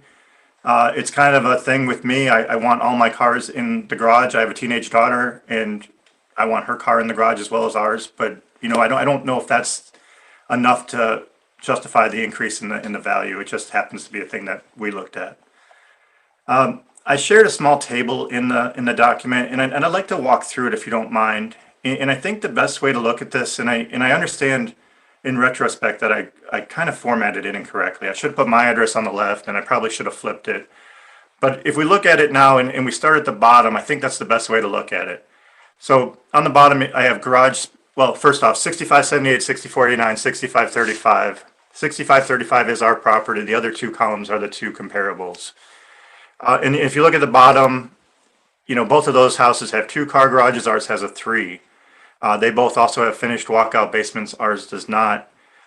From a siding perspective, they're both nicer siding, to be honest. They have, as I mentioned, 6587 has, or 6578 has that very nice brickwork, some vinyl, and 6489 has a hardy board. Ours is just a simple vinyl. We do have additional lake frontage, although I looked at the properties in this neighborhood, and I don't think lake frontage is driving value here. You know, first off, half of our lake frontage is covered by trees, so it's not usable. But I think more important, if you look at 6495, 6501, 6557, 6565, all 4 of those properties are basically valued the same. I think they're all within 10,000 of each other. But they have very different lake frontage. The first 2 have 57 respectively. The third one has 120 and the fourth has 223. So if you look at the difference between a 57 lake frontage and a 223 and you get the same valuation, it's clearly saying to us that the amount of lakefront you have is not driving the value in this neighborhood. Going up acres, most of the houses in this neighborhood, and I should pause, I think. What I'm commenting about is houses on my side of the lake. So it's a long, skinny lake, and we're all located on the east side of the lake looking west. So all of these houses have the same basic view, if you will. You know, we all get the setting sun into our eyes at the evening. But that being said, all the houses in the neighborhood are, you know, roughly between 0.5 and 0.7 acres. They're long, skinny lots. You know, I think it's pretty typical for a lake community. But I want to add that 6578, they have 2.76 acres just because of the way that they're located. They're able to have a large wedge of acreage on the other side of their house. So I think that, you know, increases their value. Looking at bathrooms and bedrooms, you know, 6578 has the exact same number of bathrooms as our house. 6489 has 1 fewer. 6578 has an additional bedroom. 6489 has 1 fewer. Here, the square footage, I've got 4,100, 3,600, 4,400. These are, you know, they're not the same. Ours is bigger. It should be a little more expensive, but again, I'll get to that. The year built, those were both, we're all built since the, you know, the turn of the millennium. I don't know, they're clearly older than our house, but if you look at our lake, most of the houses built out here were built in the 50s. So we're 3 of the newer houses, if you will. And again, they're both sold in 2018, which I understand to be the window. And then you get to that 4th row, the price per square foot. So this is based on the sales price in the 1st row. And of course, I've kind of shaded it out. I don't know if that came through on the document, but for 6535, that price per square foot, that's an average of the 146 and the 161 because it's a hypothetical number. And then if you multiply that square footage times the square feet of 4463, which I actually believe is high. I think I misquoted that number. I think it's closer to 4420. But anyway, if you multiply 4463 times $153.97 per square foot, that's how I got that 687,152. And so I went through this analysis. I thought about this a bit, and I think that that's the right price. So if this house was on the market, you know, we met with a real estate agent during the you know, that 2-year window. This is the right price to sell this house at. we'd have probably listed it at 690 and, you know, whatever, maybe gave the person a $5,000 discount if they asked for it. But I think this is the right number. And so given that this is the market value, and as I mentioned before, I think market value truly drives things. You can't, and if you're looking at comparables, it's the best measure of value. We're looking at something that I think should be valued at $154 a square foot, and the estimate's coming in at $206 a square foot. I would really like the board to consider this, and I'd like them to, you know, hopefully make the same conclusion that I came with, and that the $154 per square foot is appropriate. And if you multiply it by our square footage, you get that 683, which I believe translates to a taxable and an assessable value of 1/2 of that. So the 343, 576, which I have up in that second column. So I know I threw a lot of information in a quick time, but I'm happy to take any questions or respond to any comments if appropriate. Any questions? Mary Ann, you first. Yeah, I just want to make sure I'm on mute. Can you hear me, Bryce? I can. Okay, thank you. So, question is, I'm trying to recall, did you have 2 lots that you joined together? Or did you have a lot and then had like a half of another lot? I'm trying to remember. So let me try and remember too. Yes, we had, it's a lot and a half if you look at it how it was originally platted. We purchased it as a lot. So that's why we have a little more lake frontage, is because it's a little wider than, you know, some of the other, you know, spaghetti strips. Wait, did you have 2 parcels that you owned and joined, or No. is that right? Or, okay. We do own 2 parcels on the lake. Both have a house on it. We lived in one while we built the one that Okay, we're all talking right. about today. Yes, and I was just trying to go back in my mind to remember here. So that's my question.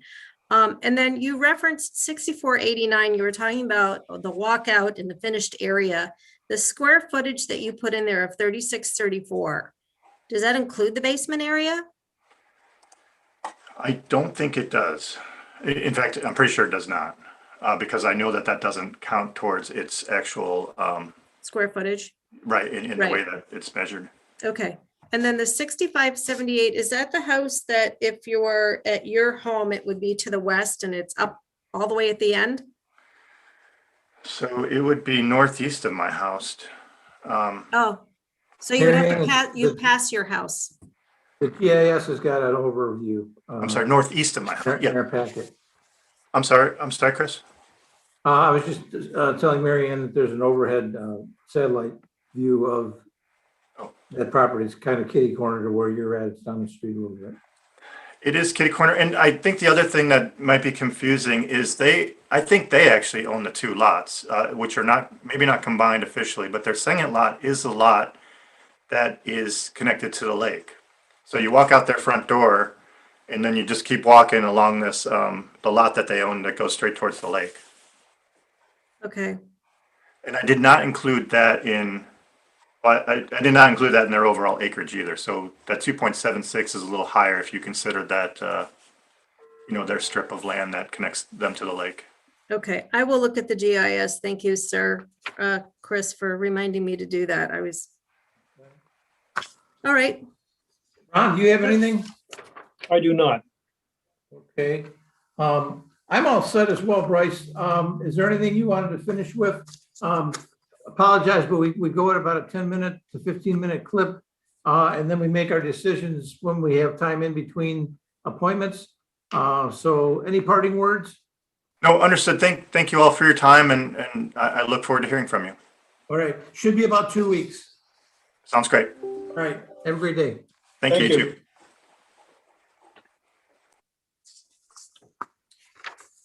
And our next one is at 3:20. Okay. All right. 3:30. Oh, 3:20, you're right. Never 3:20. mind. I'm wrong. Tough when you get old.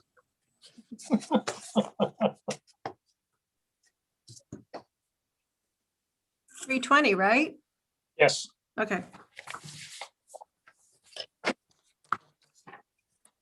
The next one has an appraisal in it if people want to look at that ahead of time to get a kind of an idea where they're at.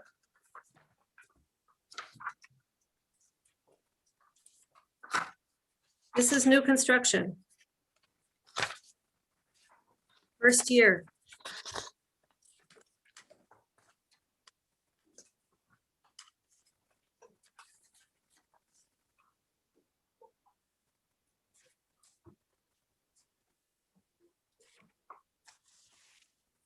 Keep in mind for this one, it's a new subdivision also Yep. that has just sales that are just now occurring. So I had to, I put them in with Timber Green, which is another Steve Gronow development. Yep.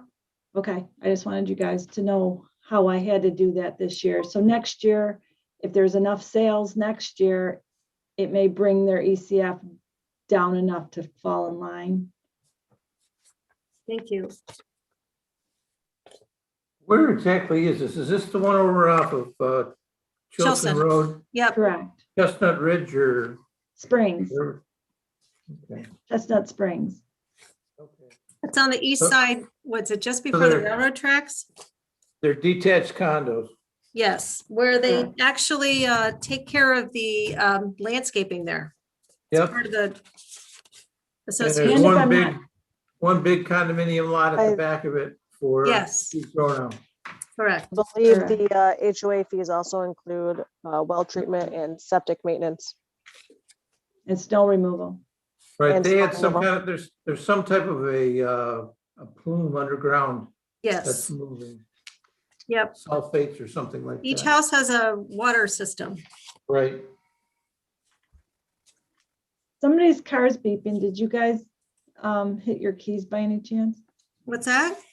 Somebody's car's beeping in the parking lot. Did anybody hit their key by accident? Oh, Not me. no. Oh,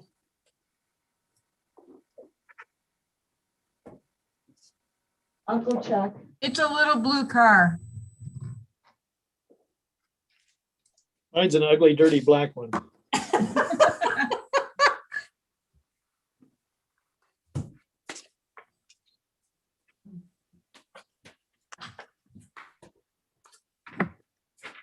Oh, those are big numbers on those houses, aren't they?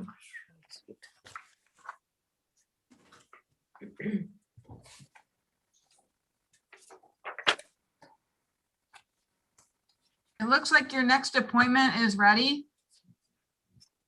Okay. I don't have a name, so it's just a number. Okay, believe yeah. the first Mayo name is Family Gary. Trust. First name would be Gary. Gary. Thank Okay. you. Yep. Are you guys ready for him? Sure.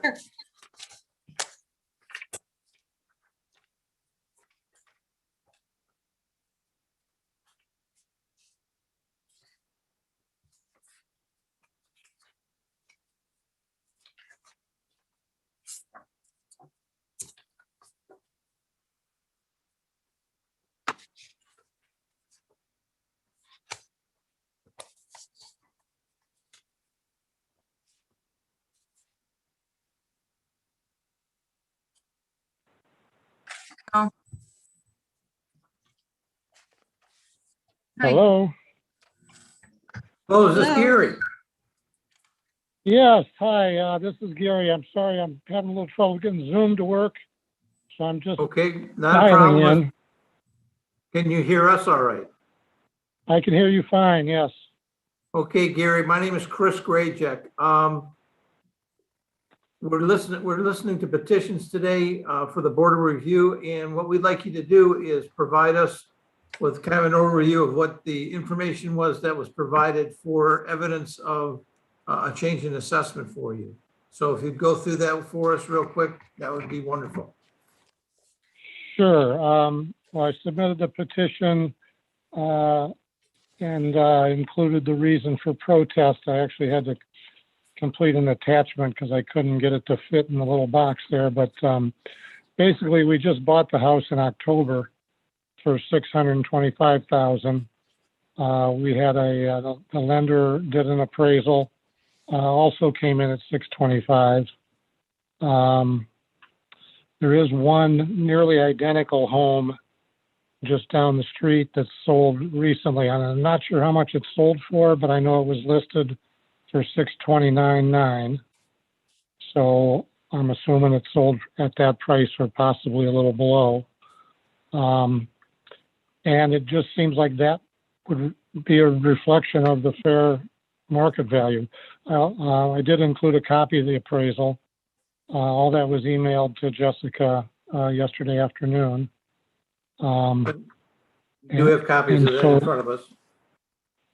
Okay, and yeah, again, the assessed value at 334. I assume that's implying that the market value is up around 668, and I don't see how it could have appreciated like that in the short time since we bought it, especially in a subdivision that's still mostly still under construction. I think they say they've sold about half the homes now, but I don't know how many of those have closed. I think it's just a handful. So that's it in a nutshell. Okay. All right. Any questions from the board? Mary Ann, do you have any questions? You have a finished basement in here, is that correct? That's correct, yes. Yes. Ron, do you have any questions? No, I do not.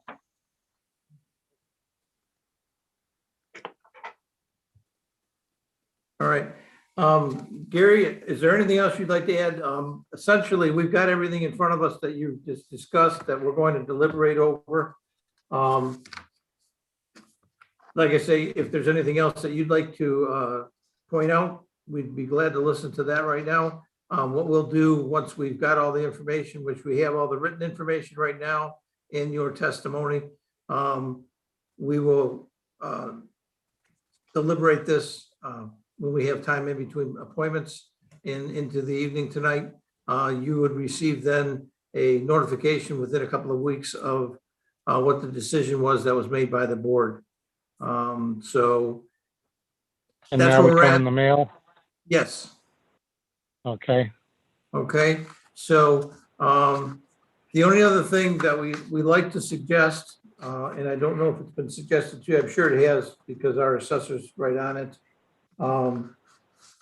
is a look at the field card for your property, which is the card that has a photograph down in the left-hand corner, and then it describes your property with regard to size and shape, and there's generally a sketch involved.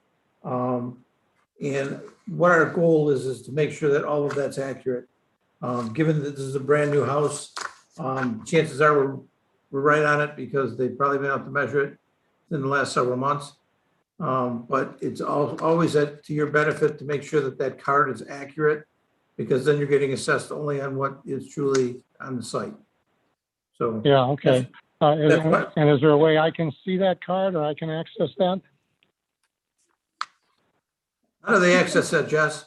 You can go on our It's- website and look at your parcel. And on the upper left-hand corner, they'll show you images and then they'll say sketch. Click on that sketch and the sketch will be right there for you. By Okay, all so means. just like I've already been on there to look at the all the property tax info and all that, so it's somewhere in that. Yeah. It's Correct. in the If you have assessment. difficulty finding things, Gary, by all means, you can stop in or talk to one of the assessors on the phone as you're going into it.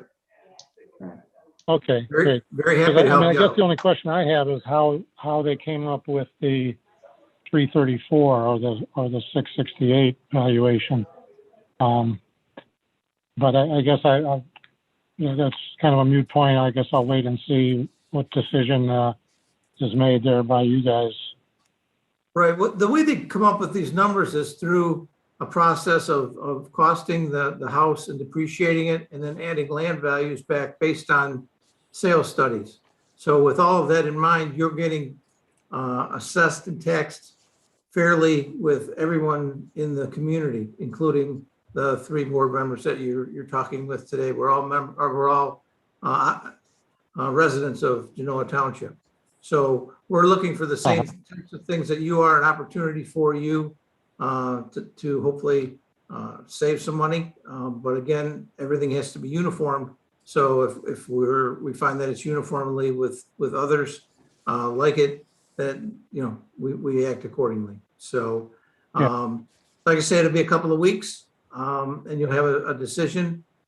Before we leave, any other questions from board members? Well, I guess just one last thing. I don't want to keep you, but Oh, no, that's fine. the other thing I would point out is, I don't know if you're familiar with the subdivision or not, but it's brand new, and I'm sure that makes the assessor's job a little more difficult. But they do have fairly large lots. Ours is almost 2 acres, but the majority of that property is wetlands. So it's not, property that we have access or property that's available to us. It's certainly nice to look at, but it's a little misleading when you look at the lot size, because again, the actual part of that acreage that's available to us is relatively small. Right, and those I are don't know if condominiums, so that your lawn areas and that type of thing, those are limited common areas, is that correct? Yes. Okay, Yeah, and All right. there's a wetland and there's a buffer around the wetland, and we've been told that we can't do anything on any of that property by statute. So But what you're saying is that you have 1.8 acres and a significant portion of that is wetlands? Is that what you're saying?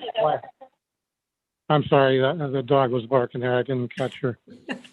So what you're saying is you have, your acreage is 1.8 acres, but a significant portion of that is wetlands? Yeah, correct.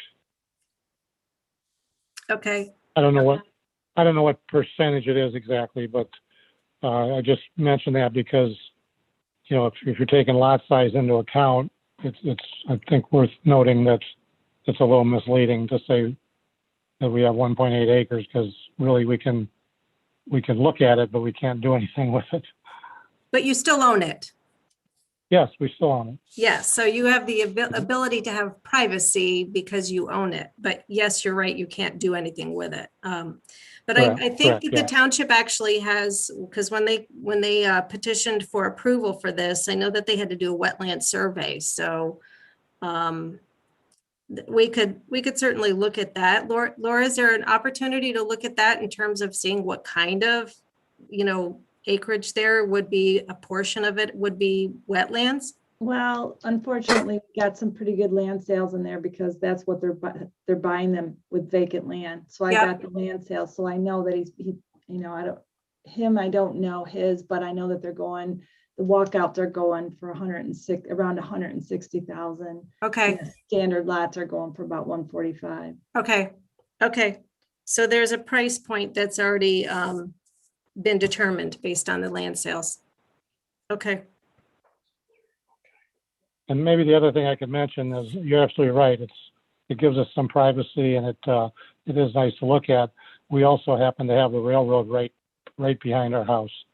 Of all the houses in that subdivision, we are the closest to the railroad tracks. So I'm not sure how that factors into valuation on the property, but it's something that I'm sure would, like if we went to sell the place, I'm guessing that a potential buyer would factor that in.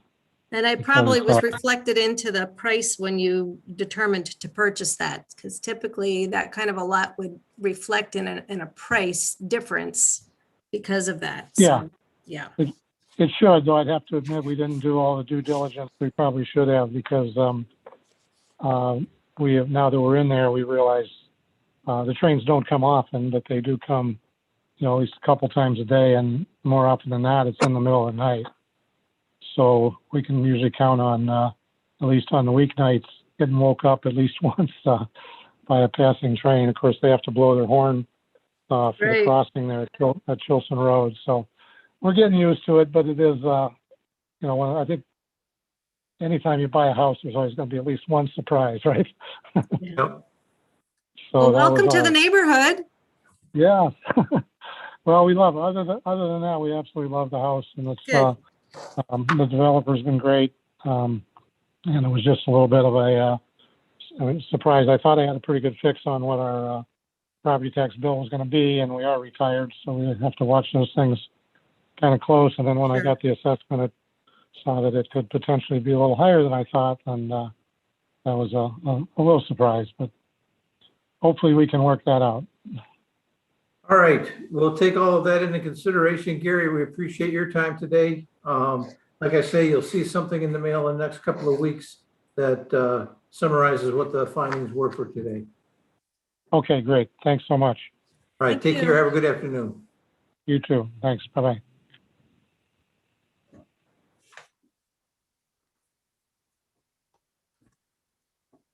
I'm seeing our last appointment is at 4 o'clock. Okay.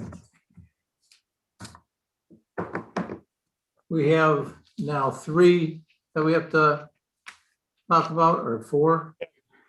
Three with. We've got, Bryce, we got Bryce Nelson, we've got this one, and we still have Lee Lindsay to take care of.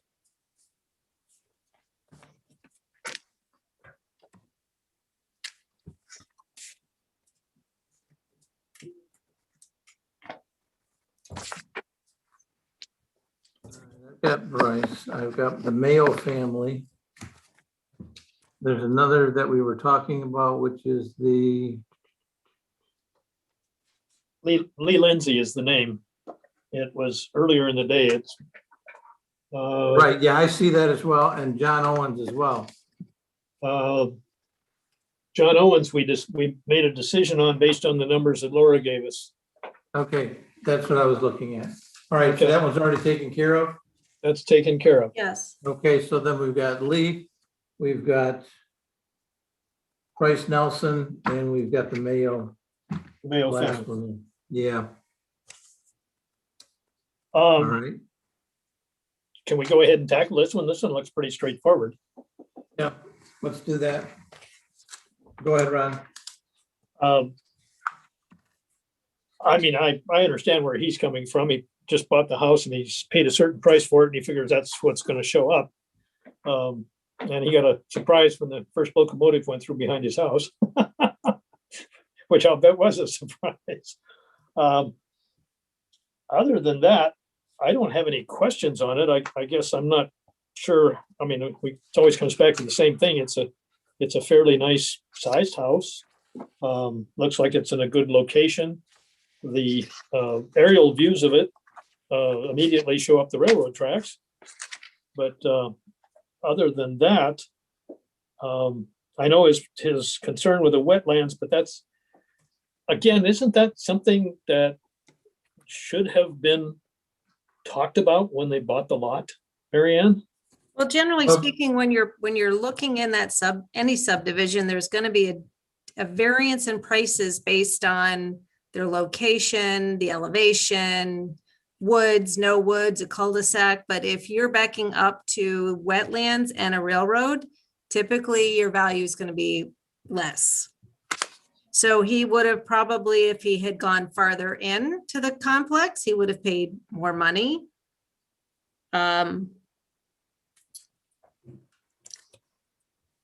Well, and I don't know how it affects things here, Mary Ann, but this isn't even a traditional site condo development because they do take care of the lawns and they do take care of all the roads. And they This take is care a of- unique development, yeah. So with regard to that, when I look at the comparables, unless they're in this development, they're kind of outside of things. Not the old Sandilia is off a Heine Road. That's not even the same school district. That's Brayton Township. Sheffield Drive and Howell. I have to be honest, I have never even heard of Sheffield Drive. So, and Chestnut Creek, Sounds like another one of his developments. it's 4 miles, four miles away.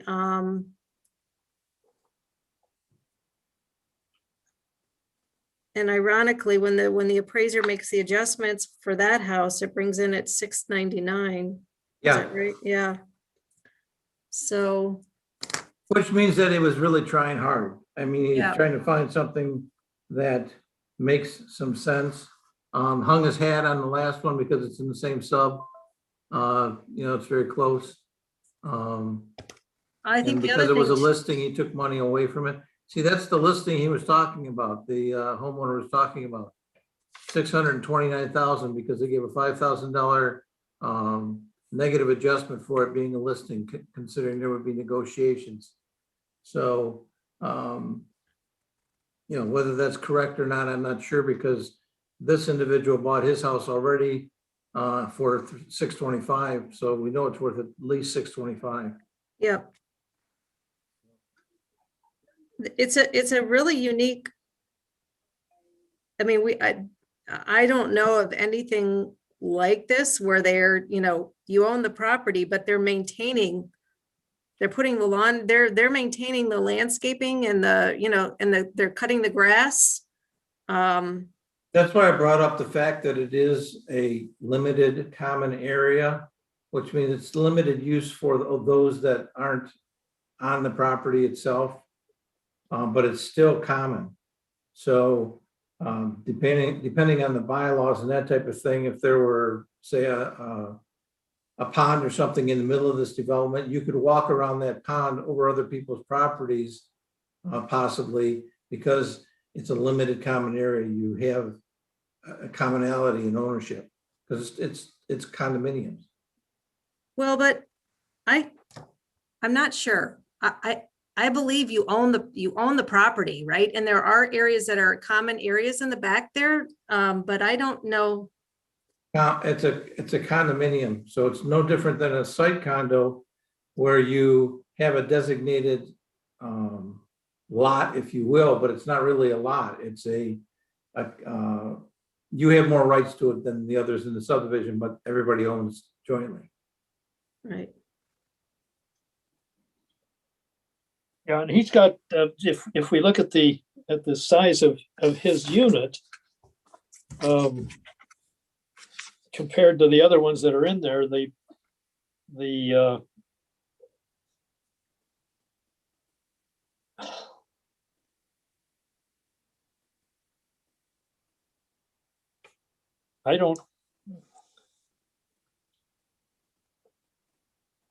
guess I don't see that we can do a whole lot for him. And I mean, unfortunately, as he says, it's a first year for that particular development. Makes it a little difficult to figure out how to set the prices. Laura, considering the fact that, that's really what they're still selling these things for. The one that was on the market, this appraisal was done last fall. So we're 6 months or better away from when this was done. But at that point, they were only at 629 for a very similar house. So, you don't hang on one sale, obviously, but it's very similar to our subject because it's in the same development, it's got the same property rights and so forth. But it didn't They sell in indicate my that sales. it's smaller though. It's a smaller unit, which is, I'm interested, or it's interesting that the appraiser didn't make an adjustment to the living area. There's 4 different styles in that neighborhood.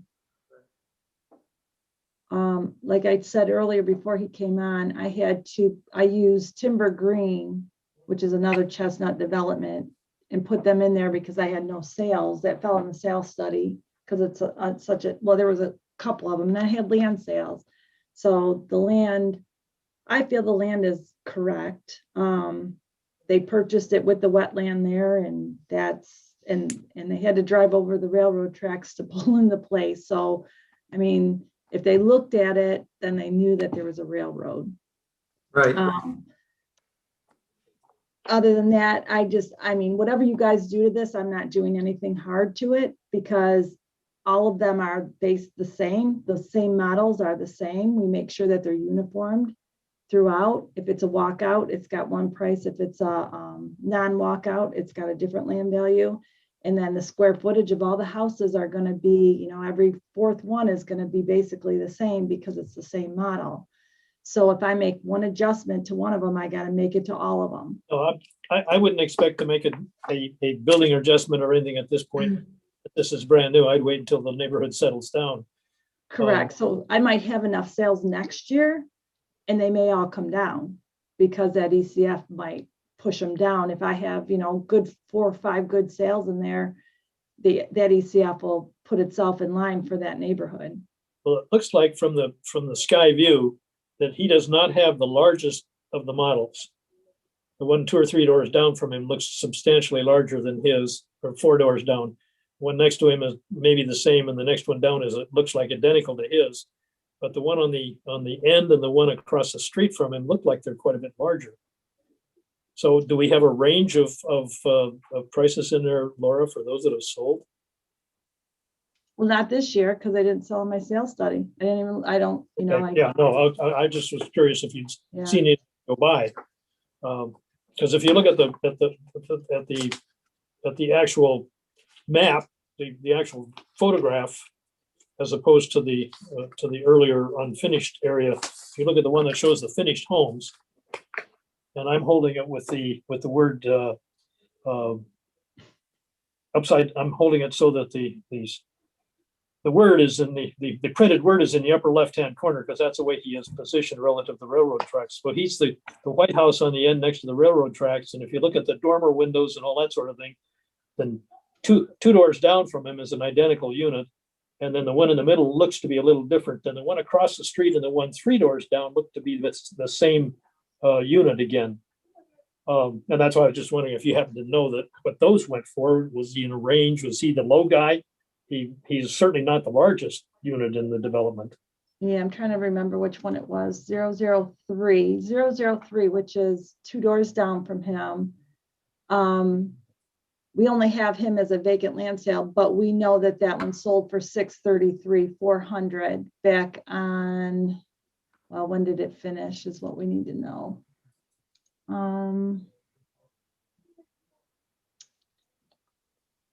It finalized in June. So they got in their house in June for $633,400, which is the same model. Which is the same model and not a lot. He paid, what did he say, $625,000? $625,000. Yep. Yeah. So. And that was 6 months later. Yeah. I don't want to mess with this too much because it's, we're going to set the basis for next year. And so I guess my feeling on the thing is unless there's some real push to shove type thing, I'm not willing to mess with this one quite yet.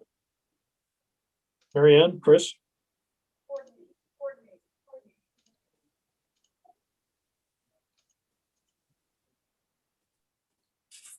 I'm looking at just the dollars per square foot. He's at $260 a square foot with a finished basement on 2 acres in a new construction house. I'm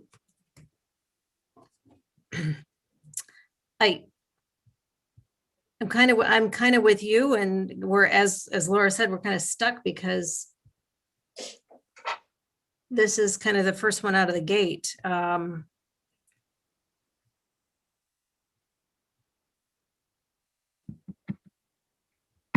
My only thought is that based on the location of this one, which I'm sure he probably got a deal for it,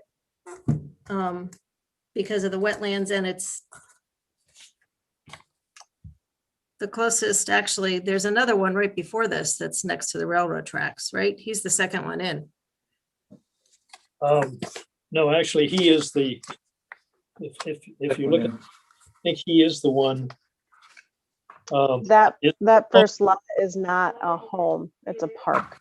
It's a park, Right. okay. Yeah. On the north side, okay. Yes. On the south side, okay, so yeah, Mhm. So he Yeah. is the very first lot in the okay, development. yeah, Yeah, because the lot next to him looks like it's almost all forest, wetland, whatever you want to call it. yep, yep. So he's the first buildable in there and that actually is there.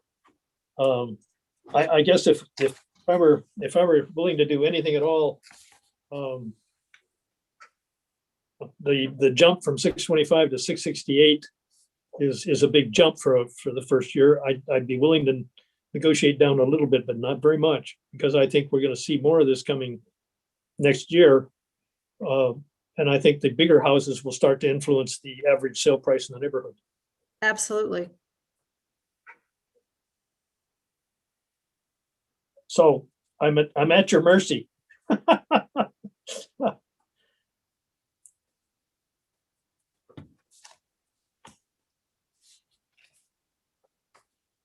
Chris, what do you think?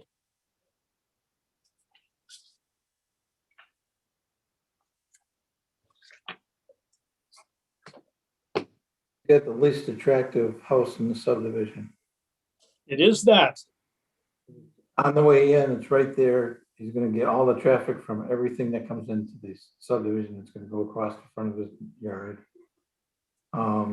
There's a reason why he paid $625 and they're going for more now, but even at that, 6 months ago, they had a unit that was similar in size. It's a little bit smaller.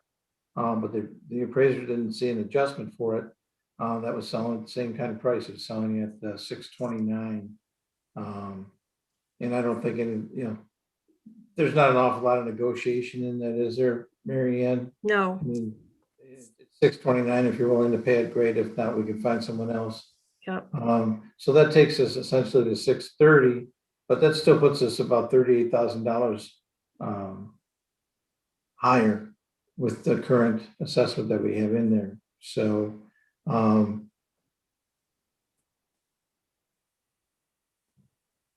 Yes, it's brand new, Laura. You put all these things in there.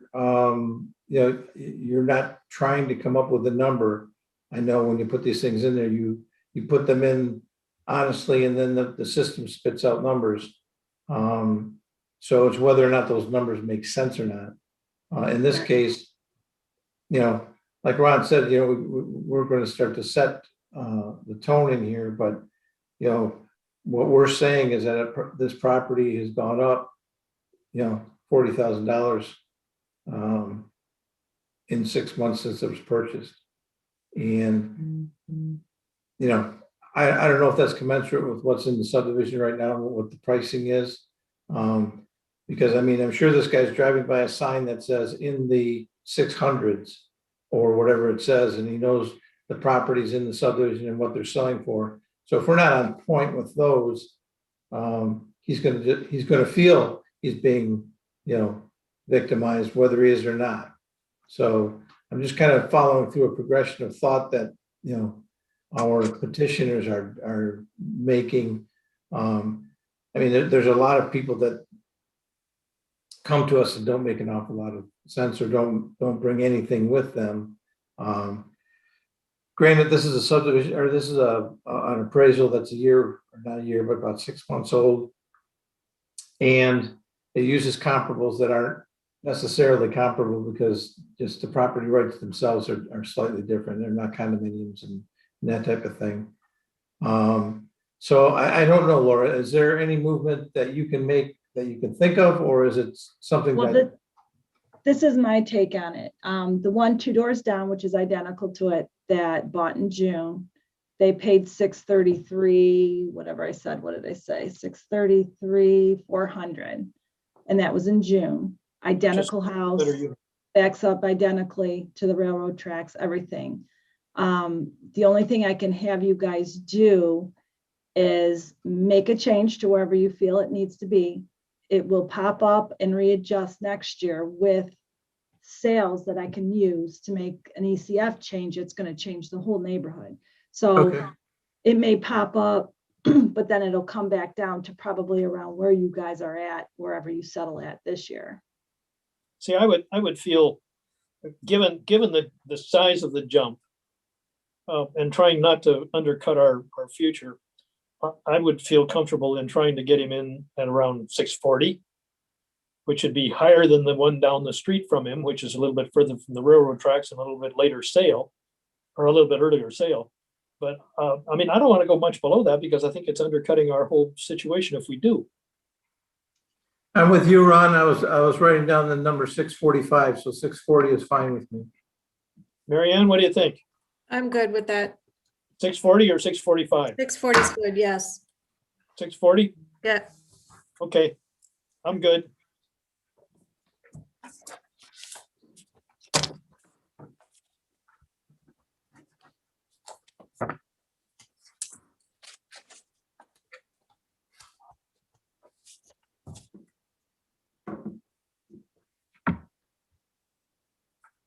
Okay, Our 4 o'clock is here and ready to be put, they're in the waiting room, so. think we might as well go ahead and do. that's fine.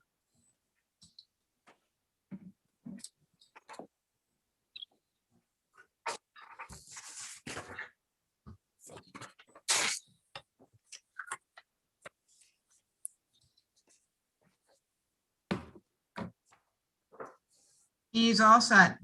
All right, Kevin, can you hear us? I can. Good All afternoon. right. We have the information that you supplied to the assessor's department in front of us. Would you like to take us through it and give us your, I guess your side of the story? Sure, absolutely. All right, go ahead. Yeah, first off, thanks for the time and the consideration here. We're going to work off the Word document that kind of summarizes the findings that I had and some of the calculations that were made.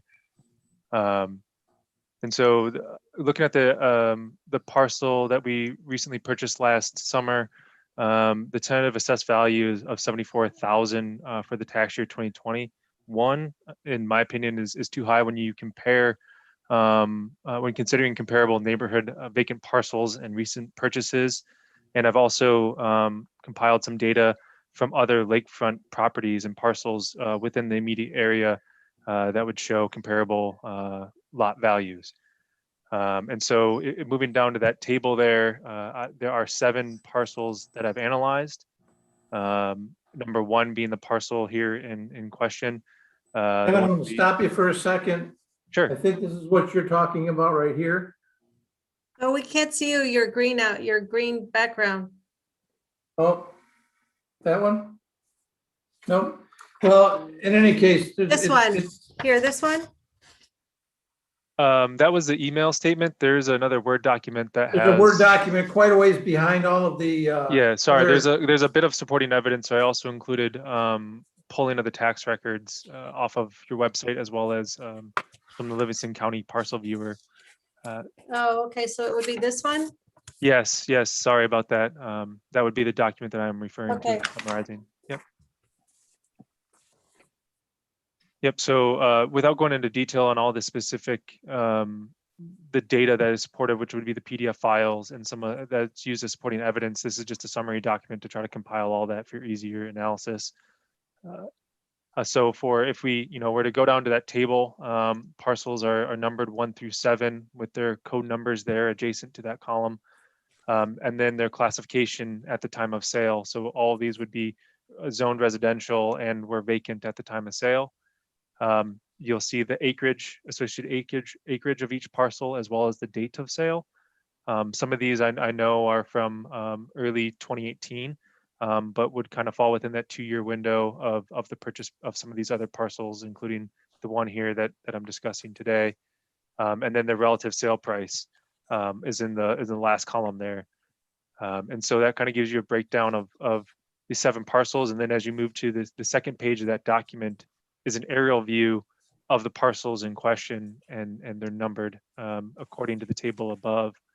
And this kind of shows you relative distance of the analyzing that I did.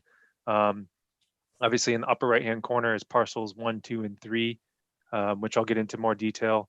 But we're all kind of conjoined as a singular parcel before they were split in the early thousands. And they were all sold within the last year.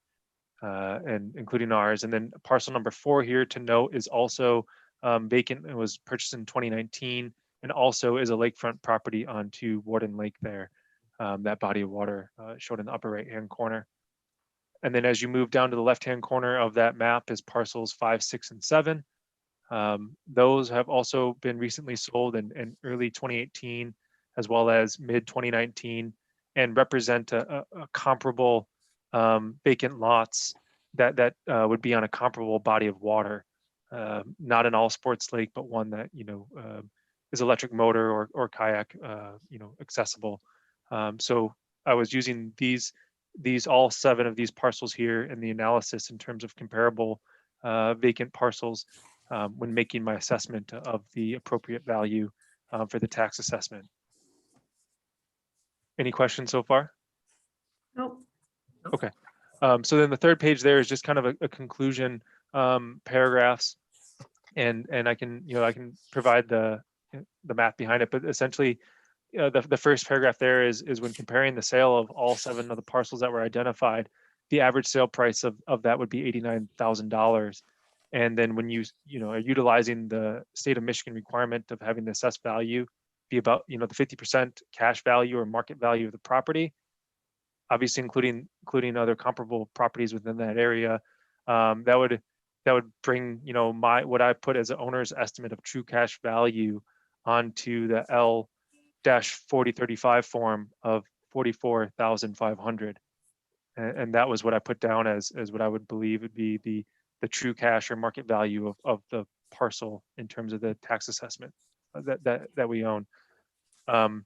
Again, just as paragraph 2 is stating, is if you just took the parcel itself and you just analyze the parcel itself at the purchase price of $115,000, it would give, using again that same 50% true cash or market value of the property for the tax assessment, would give it at $57,500, which would still be considerably under the current assessed value of $74,000. Likewise, the last paragraph there, and what I alluded to earlier, was that if you look at parcels 1, 2, and 3, those were all conjoined as a single piece of property that were split in the early 2000s and were all sold within the last year. So if you're just analyzing the immediately adjacent parcels to the one here at question, the average sale price would still would be $104,500, with the market value using the 50% rule at about $52,250. So analyzing, depending on which way that this committee and board would like to analyze the property, whether you consideration of all 7 parcels, the parcel itself, or just all the adjacent vacant parcels that were sold in the same time frame, I believe my assessment would be that the current assessed value of $74,500 is above the true market value of that property. Okay. Any questions from other members of the board? Mary Ann? Nope. Oh, Ron? I've been, I think, following him reasonably well. Okay. Very concise. Thank you, Kevin. Just to give you insight, what we do now is we will deliberate on this afternoon yet. You will be sent correspondence in the mail in the next couple of weeks with our decision. And we'll take everything into consideration that you provided us today in the explanation. Appreciate all your work. Great. Thank you so much for your time. You guys have a great rest of your day. Thank Thank you. you. You also. Yep. Thank you. Bye-bye.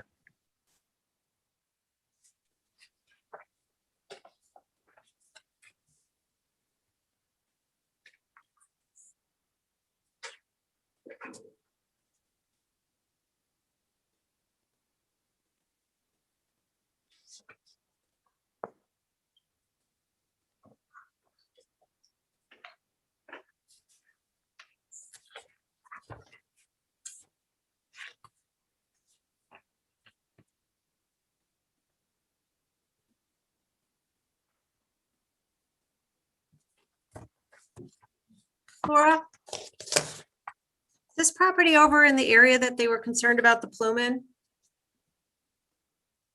Yes, but I think he's north of that. I don't think it, oh, dang it, hang on a minute. Way back to Chestnut? No, but it starts in downtown Brighton with that refrigeration area. Let me go to a different map because my computer just crashed. Hang on.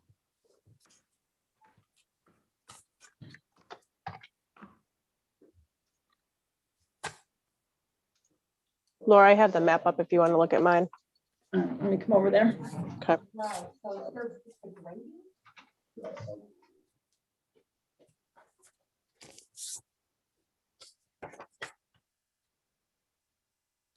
I looked at that map that we have in the 2 maps in the packet. He's got a little bit of a pond or something on on one edge of his property, and then he's got the lake on the other end. Is it lakefront? Yeah, I think it is lakefront. Okay, But I think this area was part of the area that there was a concern with the plummet.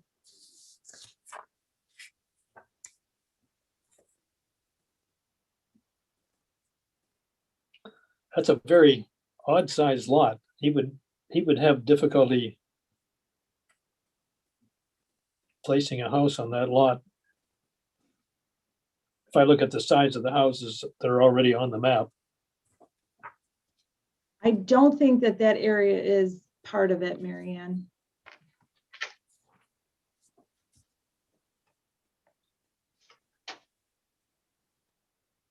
But I do see that part of his property is underwater.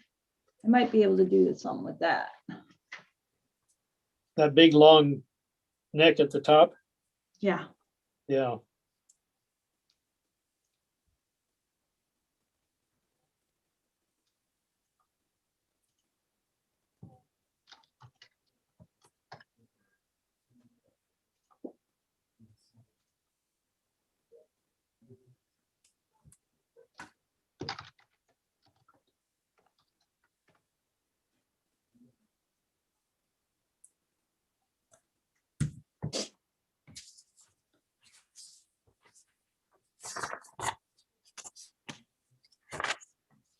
Where does he have his access? I think that there's an easement. See where that 1, 2, and 3 are? I think that there's an easement. I don't have the information that you guys have in front of you. I'm gonna go come and look at yours, Mary Ann. Okay.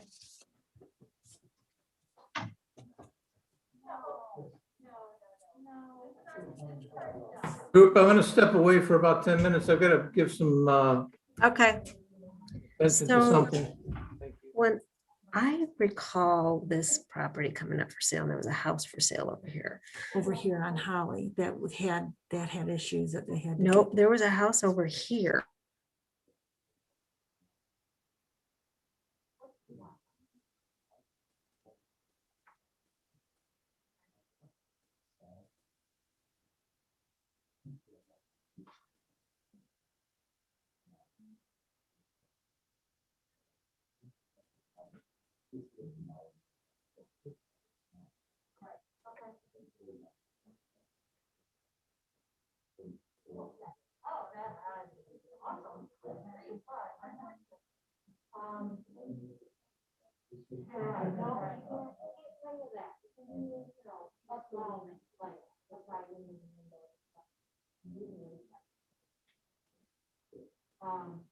Man, if there's an access easement in there somewhere, it's gotta be pretty sneaky, because I'm looking at the two roads that he could access.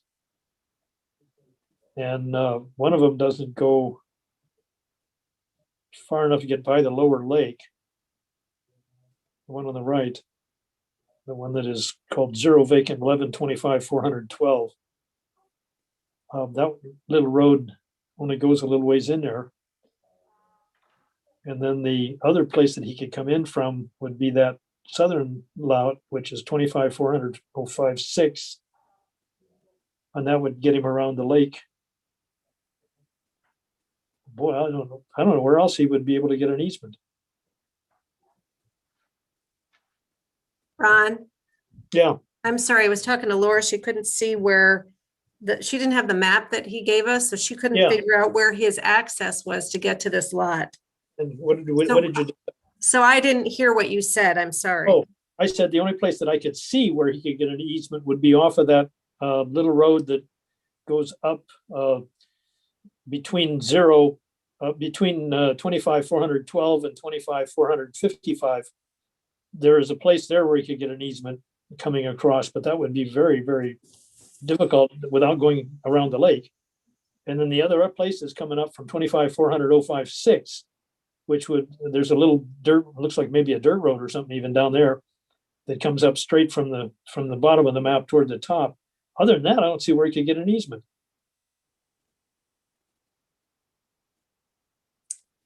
Yeah, I recall there was a house that was on Berry Drive that there had an easement that went, I think it went east to west to get to these parcels.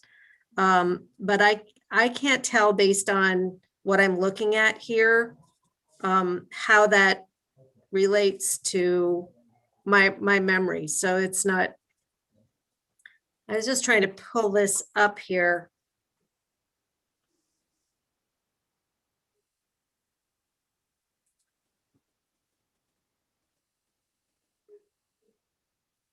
Okay, in any case, assuming he's got some kind of a right of easement, Yeah, he bought the lot okay. for 115,000 last It year. is. It's right here, right? The plume areas, And this is where the area, see the area in red? Yeah. Those are the affected areas. Is this from the DEQ? Yeah, Okay, all right, there's 23 homes there. okay.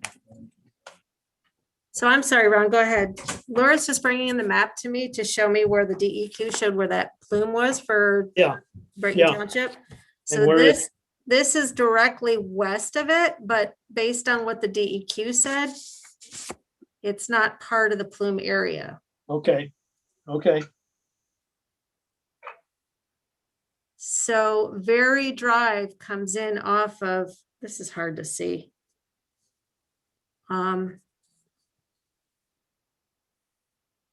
It would be. Yeah, I think you're based on where to the east of number one. I think that's probably where you have to come in, but I don't know how you'd get to. How you get access to that parcel.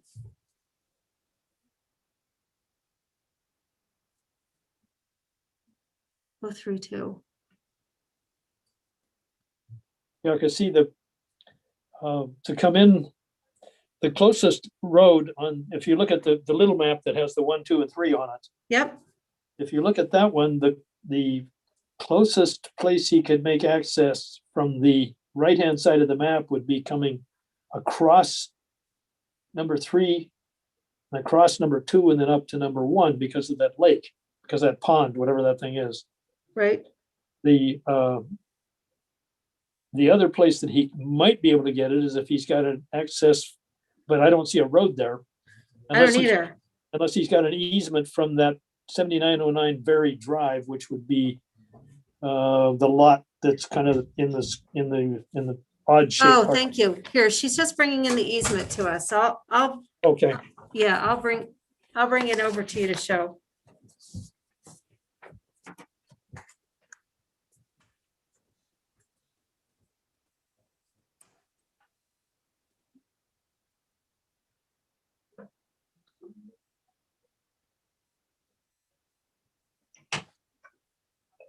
so he does have an easement.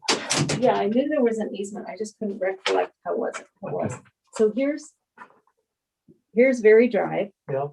which this is his map. So Very Drive is right here. no, Nope, that wrong was way, upside down. Very Drive is right here. Right here. Yeah. Yep. So here is his parcel Right. and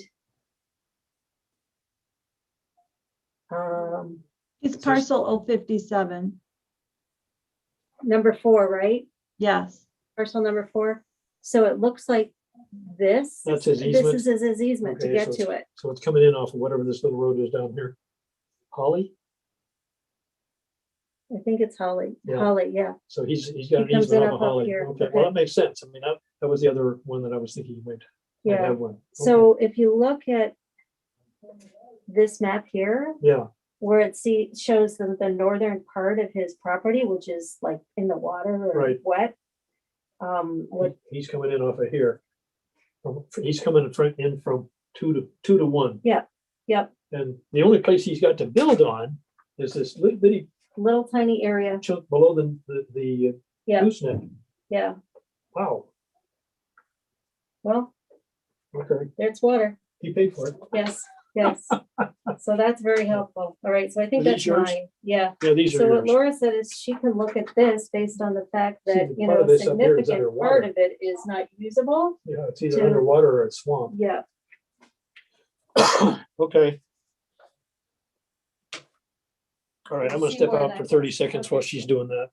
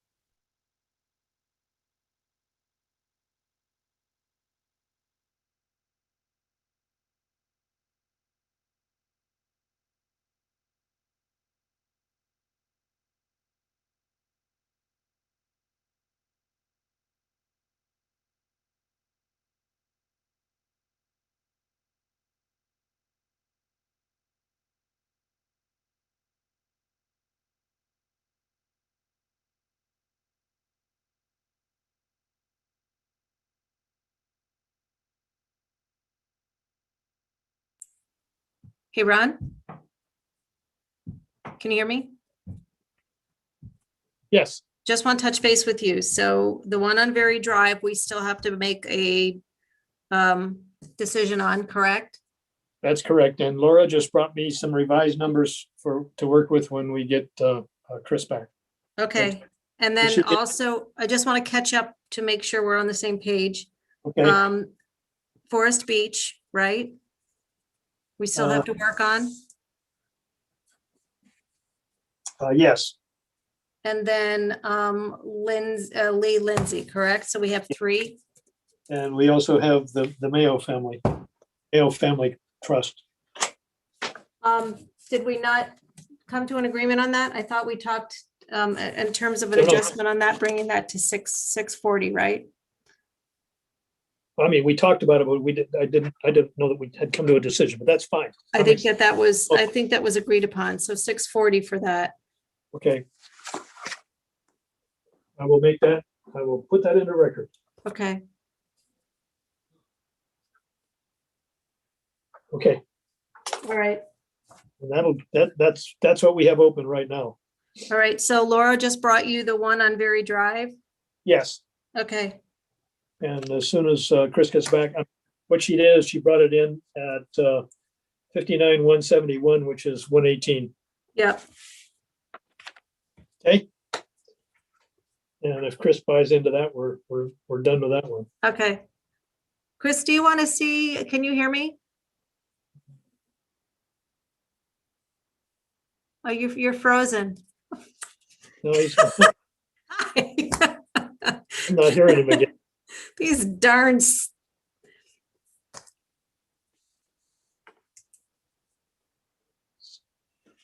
You're muted, I think.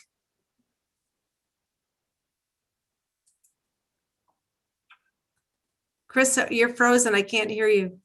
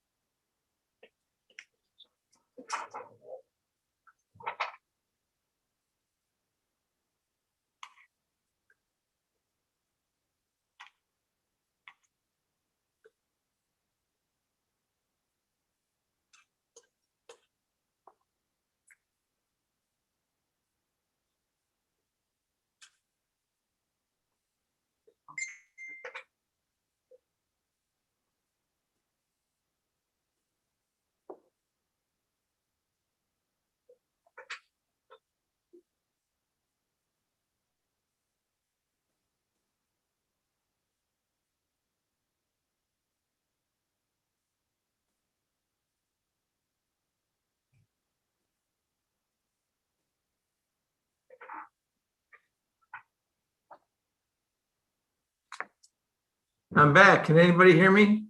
Yes. Can hear you. I'm sorry. Chris, on that last one, Laura brought us in a revised, because of the amount of the land that was underwater up north. She came Right. in with a new number of, Mary Ann just shared that with me. yeah, I I've already just, shared it with her. It's 59,171, Right. and which will come out to 118 and some change. And that was for Kevin, right? That was for Kevin Poppy or Poppy. Okay. Copy. Okay. All right. Yep. Which ones do we still have 3 to go, right? yes. We have Bryce, Nelson on Forest Beach. We have Lee Lindsay. And the Mayo Family Trust, we did that, right? We did it, but I don't know that we had did we agree on a number, Chris? We had talked about 40. 645, 640? 640, 645. I think you Which said one? 645. I said 640. Ron, what did you say? I had said I would be comfortable with the 640. It's okay with me too, but I can go with the 645. I don't have a problem with that either. Oh, 640. 640, you got it. Okay, We got two left. yes.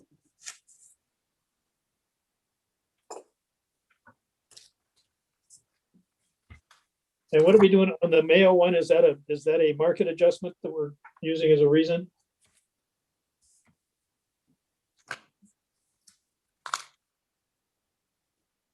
What was Um, changed? Pardon? What got changed, Ron? Do you remember on that one? On that one, it was merely because of the fact that it was a new area. We thought that the number was a little high, but we didn't want to mortgage our souls too badly. So Market adjustment. yeah, market adjustment. Okay, you got it.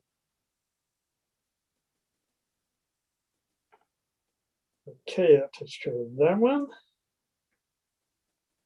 What do we want to do next? Okay, so that leaves us with 3 to go. Is that right? Two, right? Two. Oh, that's 2 to go. 2 to go. I'm looking at the wrong pile. Okay, so we got Bryce Nelson and Lee Lindsay. Which one do you want to tackle first? I got Bryce in my hand. How about we do that one? I have Okay. that in my hand too. Let's do it.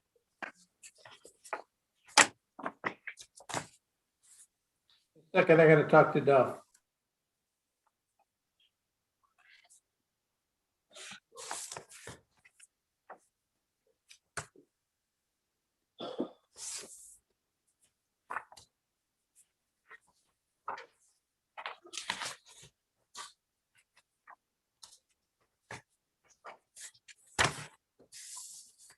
Laura, in that, in the documents he gave us regarding the other two houses that sold in there, do you know when they were? 6578 and 6489, Forest Beach?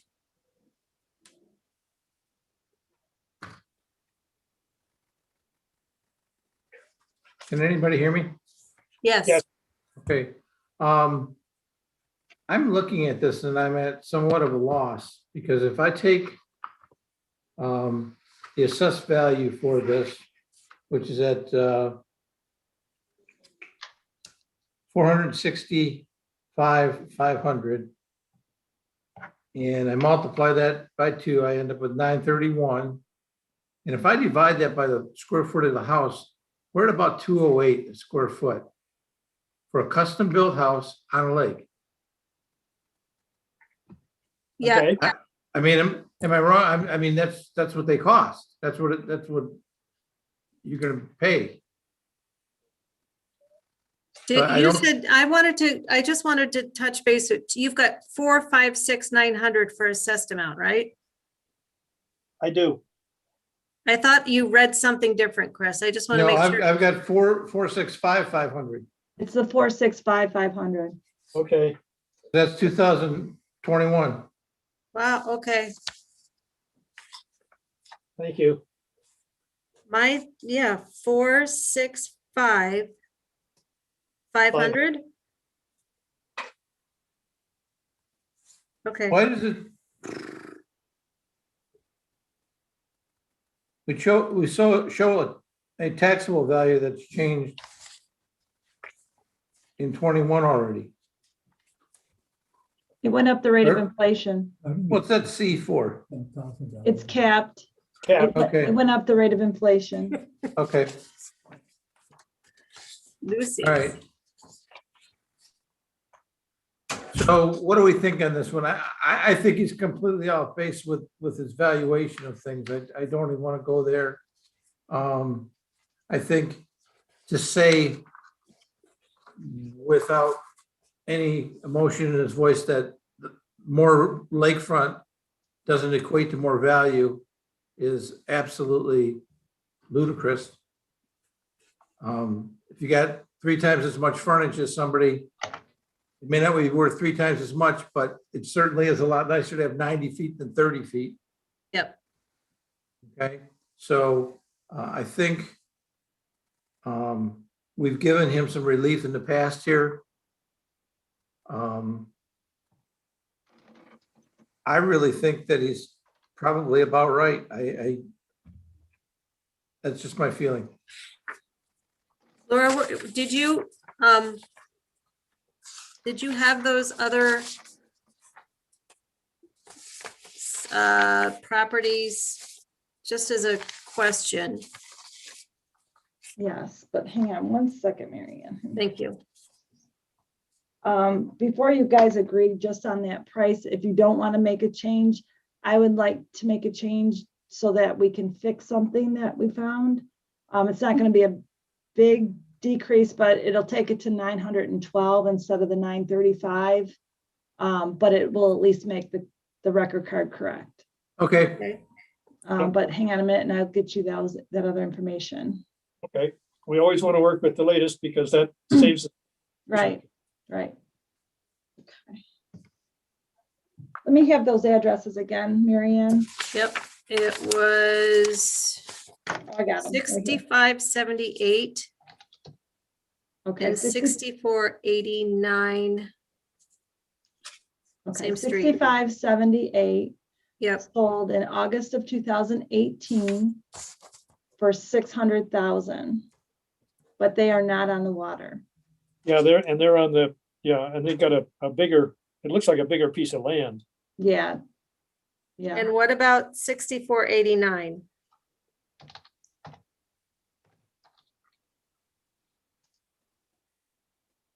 That sold in July of 2018 for 588. And is that on the water? That is on the water.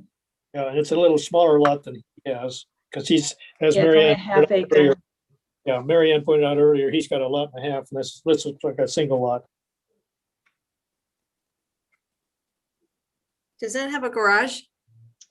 Yeah, it's got like a full living overhang over the garage. No, I'm sorry, the 6489. Yeah, 6489 has like a garage. It has an overhang over all of it, living area over all of it. Okay. It was, oh, he was a realtor. Yeah, no, I'm running. No, he wasn't a realtor. Sitterlitz. Do you know Matt Sitterlitz? Oh, yeah. House? It was his house, their house. Was that on the other side of the road? No, what do you mean other side of the road? There's another on the south side of the road, because there's another water that's over there. This is, Let me look. Let me pull up the map. there was a, Well, 6489 goes up to the same lake as he said they were all on the same side as him. Yeah. He's like, 1, 2, 3, 4, 5, 6, 7, 8 parcels from him going more south. Okay. There are addresses with I those. see it. Yeah, I see it. All right.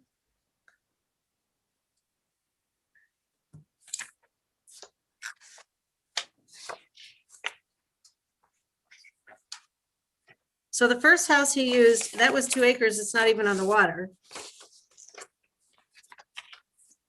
That he gave us, right? Yep. Correct. And the second house he used is only 60 feet. So he's got 30 more feet on the water. Correct. plus he's got a slightly larger lot. He's got one more bedroom. And he's got 4,400, what, 4,400 square feet? He's got 44 versus 36 on the Yeah. other one.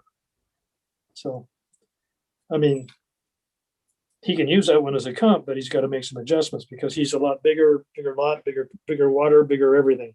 Yep.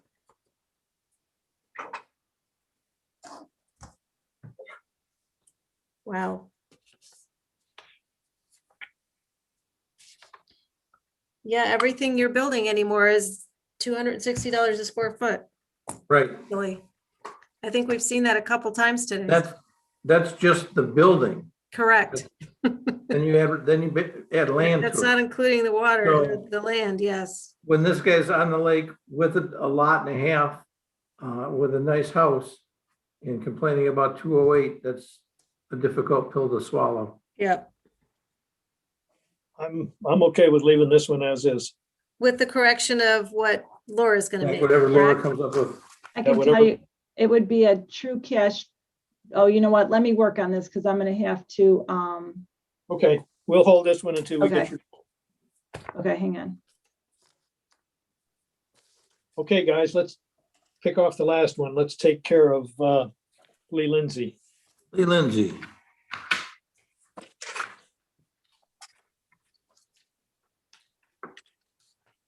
I think Lee's got some time on his hands. Did a nice drawing of his house right in the front there. He did some, that's very professional. Yeah.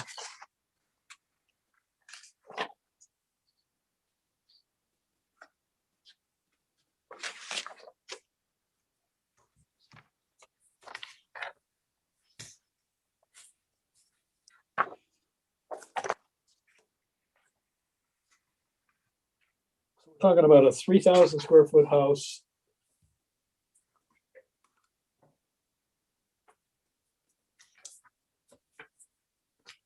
Lakefront.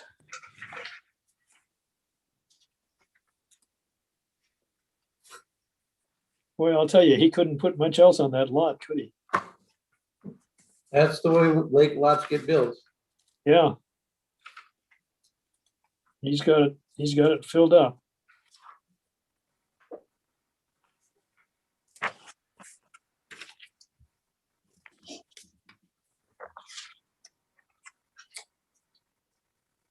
Yeah, 3-car garage. That's what it looked like.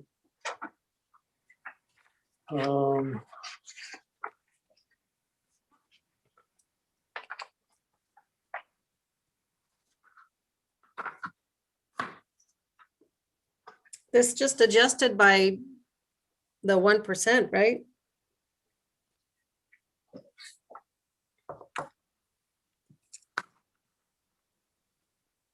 Yeah, he's capped, so his taxable is not hurting him. 449 to 468 for his total for the year. And all of that was, well, no, part of that was land and part of that was house. That was an increase of 4% over a year. So that's an increase of, that's significant, relative to the market. Yeah, I would think so. I would think so.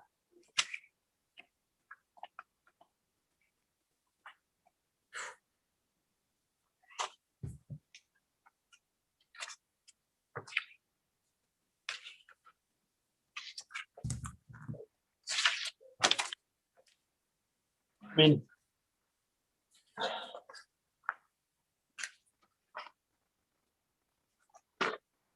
if I look at the sales study, he's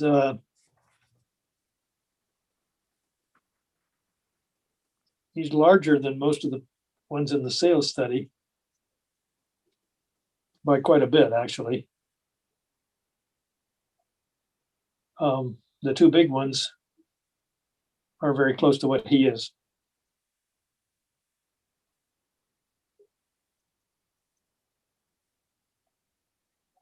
And one of them's considerably smaller than his. I just don't see a change justified. I don't either. I mean, I'm looking at what the information that we have available to us, which is the sales study and the record card for space and size and the map for location. I don't see a change. I would leave it alone. Yeah, it's only up 4% from last year. Right. Okay. Leave it. Leave it. Okay, we've got two more. Duff, what was the story with these two? So those two are basically a clerical error. It's an uncapping, which they're already uncapped. It's just a formality that you guys need to sign off on so that we can show that it says uncapped for 2021. Okay, we signed in the two normal spots underneath the assessed value and the tentative taxable values. Correct. Okay.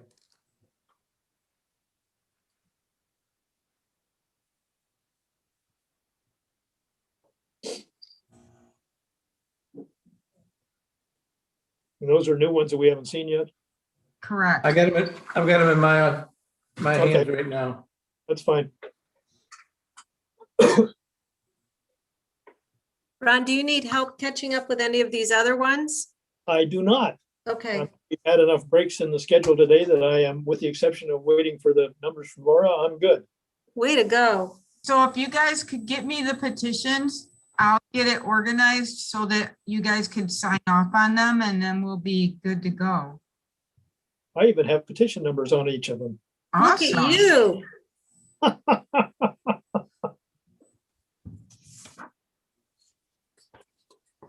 So yeah, we're just waiting on that one minor update, and then I think we're done with all of Okay, them. the minor update was for Bryce Nelson, right? That's correct. Okay, the new true cash true cash value is going to be 897,027 for an SEV of 448,500. 448500. Correct. Okay, All right, so if we've got those into the documentation, we're done with that one.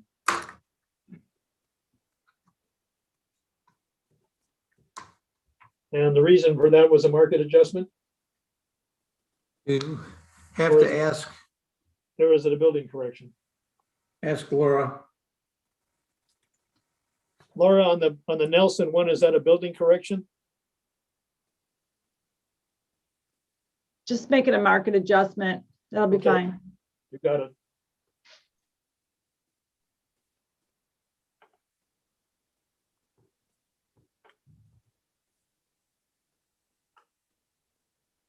All right, I think we are up to snuff. All right, what else do we have to do? We got to sign all these docs. I just signed those two that were the uncapped. They should be coming to Yep. Mary Ann, I think. I got them. I will take them to Ron. Okay, Okay, all right. Hey, Duffy, am I good to roll at this point, or do you want me to stick on? No, you're 'Cause good. you're to just doing go, 'cause we clerical? only have one more hearing, so, Right, at 6:20. yep, Okay. you're all set. Thank you. I've been trailing along. Yeah, thank you. I appreciate you Thanks, including me. Lindsay. It's been a pleasure. Thanks all. Bye. Thank you.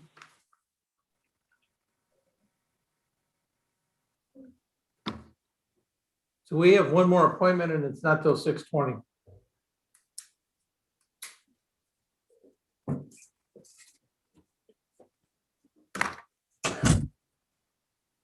Want to pause the meeting till 6 or 6:20? That's up to Duff. Then what we can do, At 5 o'clock, we can.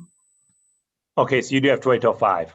Yeah, and then. And then you will start at 6 again. again, even though you don't have anything till 6:20, you'll start at 6. Okay, Right. okay, great. Thanks, Matt. Mhm.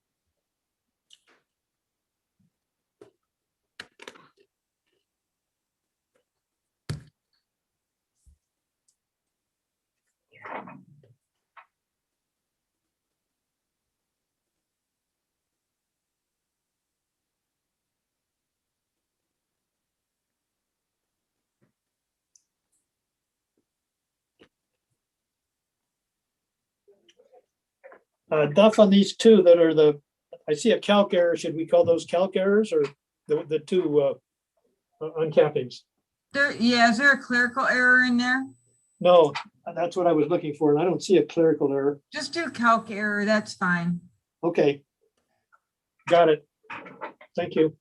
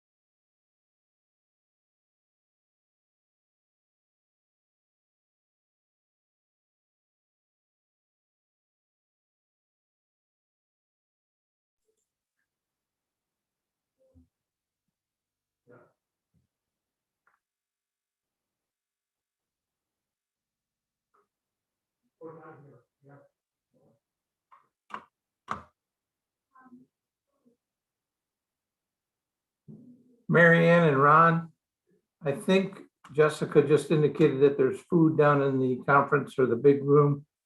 So I don't know if we want to hold on for another 6 minutes until 5 o'clock. And then we'll head down there. Okay.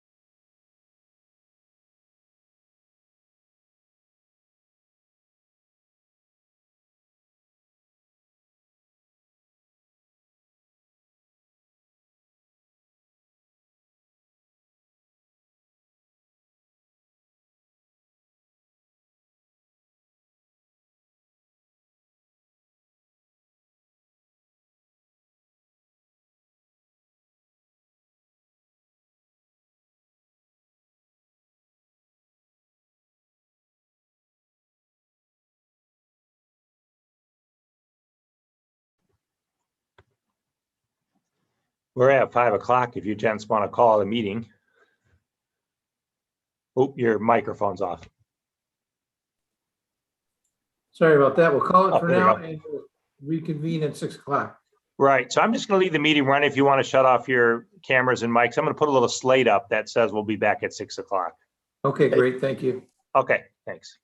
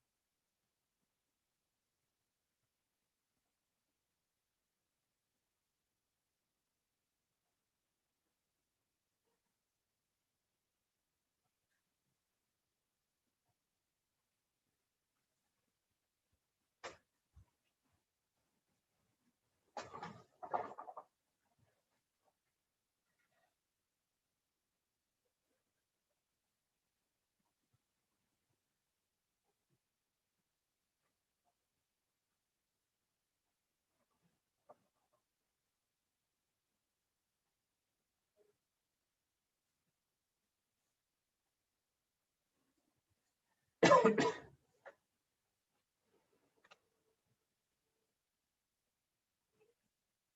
Josh. Oh, were you with a customer? Oh, okay. But I mean, earlier you had an appointment. Oh, gotcha. Okay. All right. I was gonna,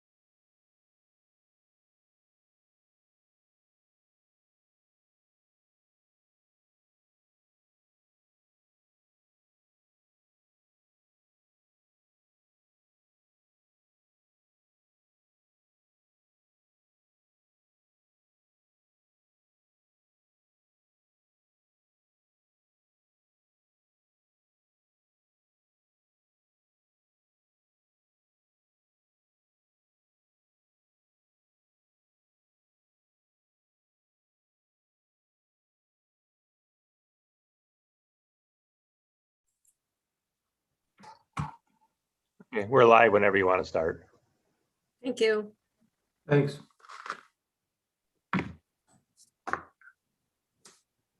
Duff, do we want to sign all of the all of the different cases that we finished already today? Since we've got about. Yeah, if you guys could get that done, then I could get it in so that I can get the reports taken care of and you guys could sign all the proper paperwork tonight. Okay, who's got the originals? You. Me? I think Ron has all the documents. He's been writing them down on. I have I can fill in the blanks on the spreadsheet, I mean, on the petitions, if that's what we need to do. Okay. Because I have, I'll bring these over then. okay. And as I get some time in the evening, I'll go ahead and just fill those out, get them into, well, let's see. Get them over, and I guess, because she has to sign them first. Okay, yeah, I mean, that's fine. I've got all the information. Or if you guys give me all of your paperwork that was from the first session today, then we could sort through it, but you guys have to sign one of those copies. Yeah, if Chris is bringing his, then I'll make sure that all of the blanks are filled in for the before and after and the reason. And I can do that as we plug through the evening because we only have the one appointment. Right, okay.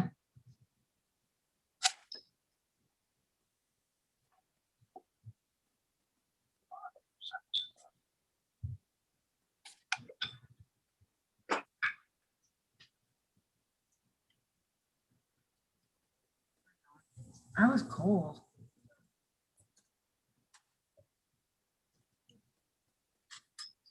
There you go. Thank you.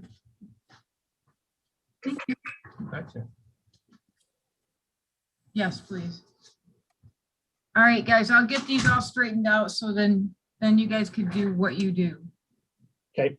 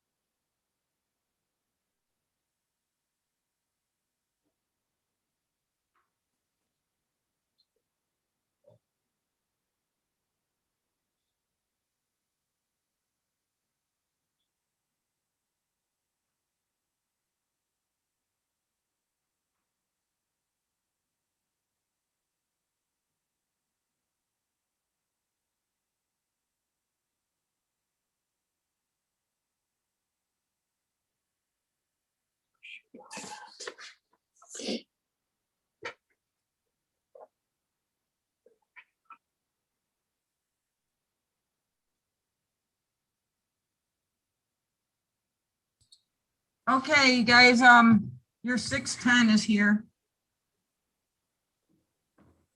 Okay. All right.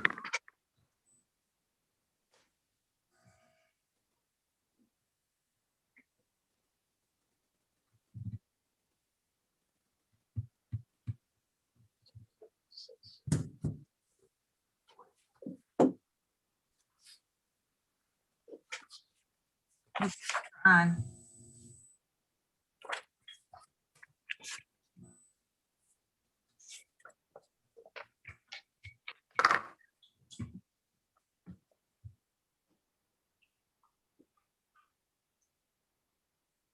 Go ahead, Chris.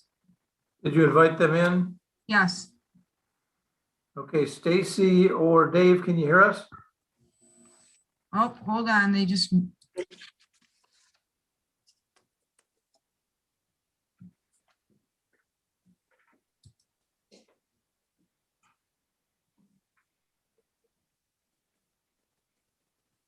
There you go. All right, Stacy or Dave, can you hear us? My turn? Yeah, now we can hear you. Is that Dave? Yeah, this is David Johns. Okay. All right. We can hear you. All right, we can hear you Okay, now. appreciate that. Um, Good evening. I'm David Johns. I moved into the township in June of 2020 with my wife, Stacy Johns. She is not participating in the call, but I'll be acting on both of us. We purchased our home in the North Shore subdivision. The address is 5268 Edgewood Shores. We purchased home for $730,000. The home's on East Crooked Lake.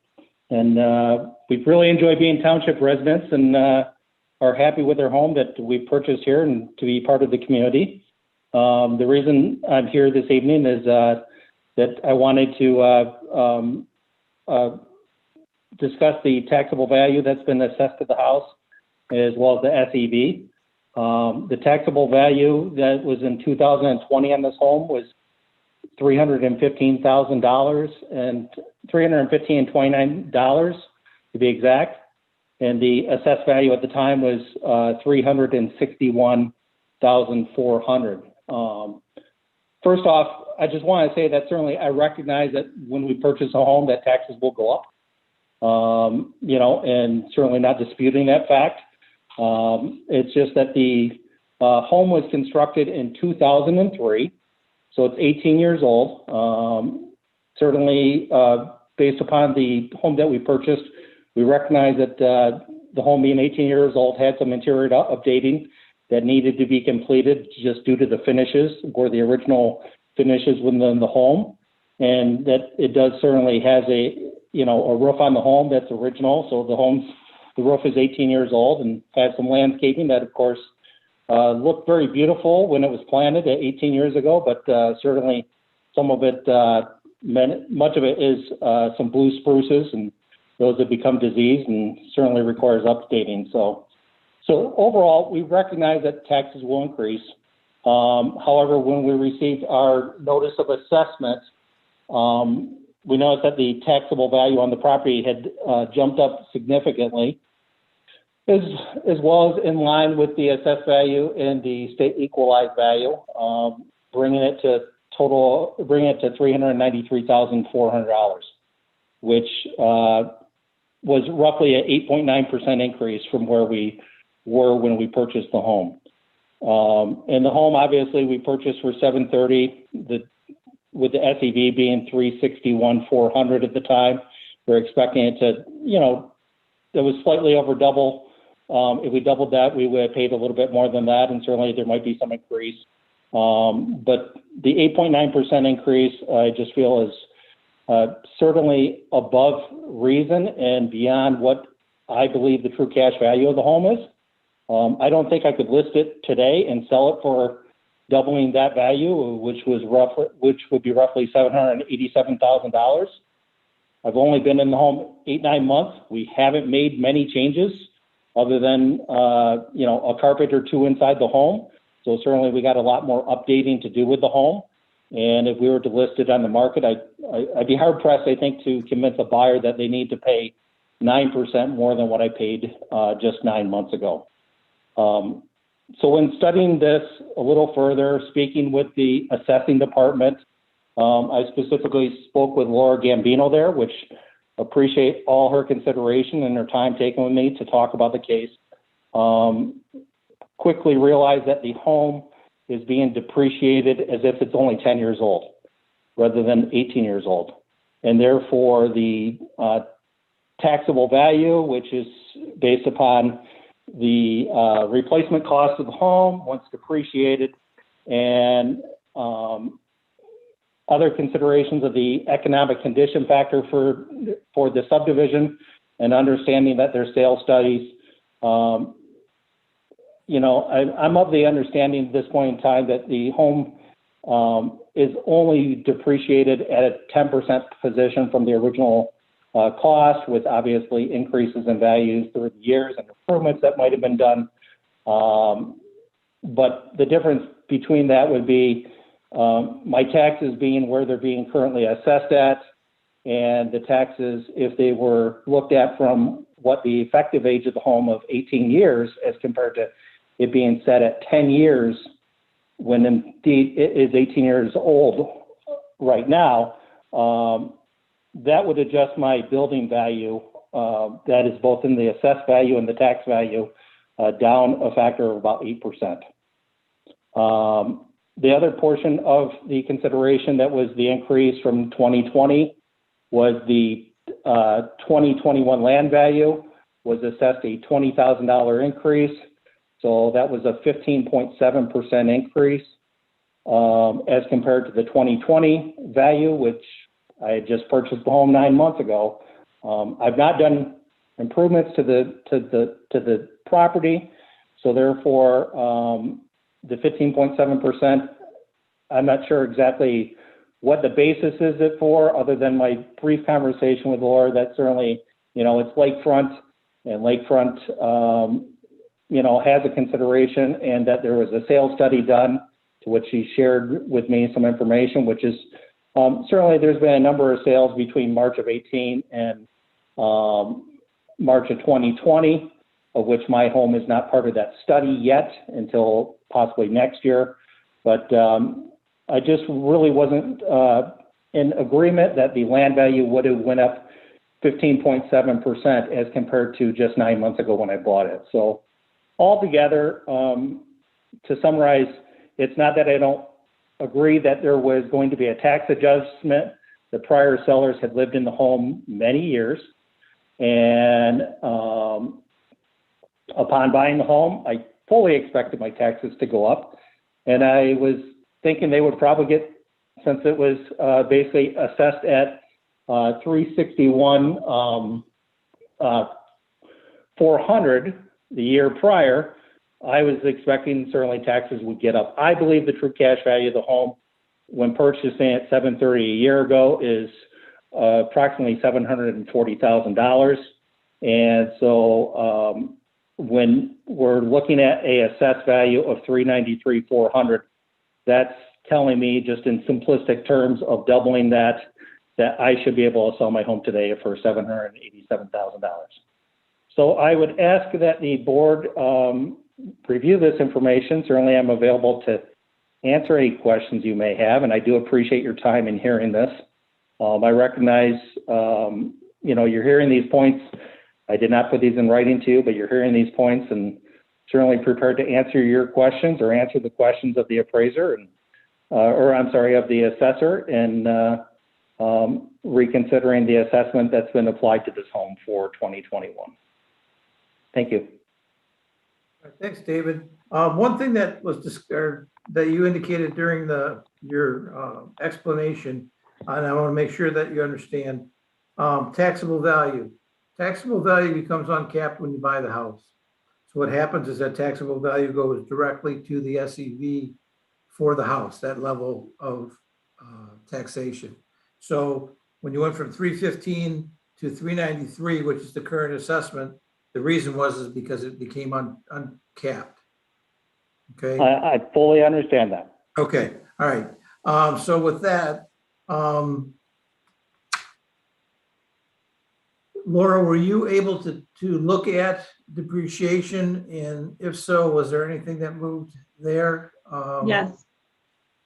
Yes, I can give you a sheet that I did up on it for you guys if you'd like. Okay, David, what we do now, we've heard your explanation of what your thoughts are. We appreciate your input. What we do is we will deliberate yours and all the other cases that we've been looking at today. We'll have that information concluded by this evening, and you should have in your mailbox within the next couple of weeks the answer to what we decided as a board. Okay. I like to indicate to other fellow Genoa Township residents that we are also Genoa Township residents. So we're looking at things just the way you are when we look at things and look at our own taxes as well. So we understand where you're coming from and we do the best we can. So any questions? Mary Ann, do you have any questions? I do not. No, thank you. Ron, any questions from you? Nope, I'm good. Thank you. All right, David, if you want to put a bow on it, if you got anything else to say, we can do that. If you're all set, we'll just take everything that you said under advisement and we'll make our decision this evening. I greatly appreciate the time of your group as well as Laura's assistance in reviewing this case prior. So thank you. All right. Thanks. Have a nice evening. All right. Goodbye. Bye-bye. Bye-bye.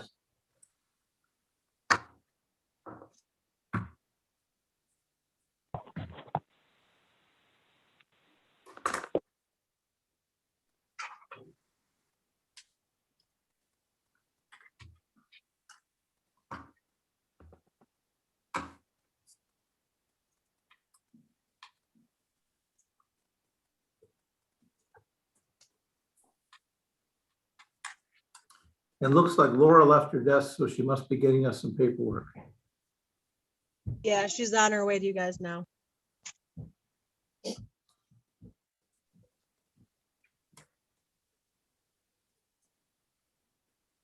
Where are your sheets from earlier today? to adjusting the depreciation down to 15 years. Okay. And then it was at 390 something. Yeah, I think that's fair. Okay, thank you.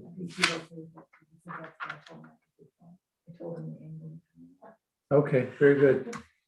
All right, I think Laura's distributing information that she has from the conversation with Mr. Johns. So I'll wait till everybody has that and we can discuss.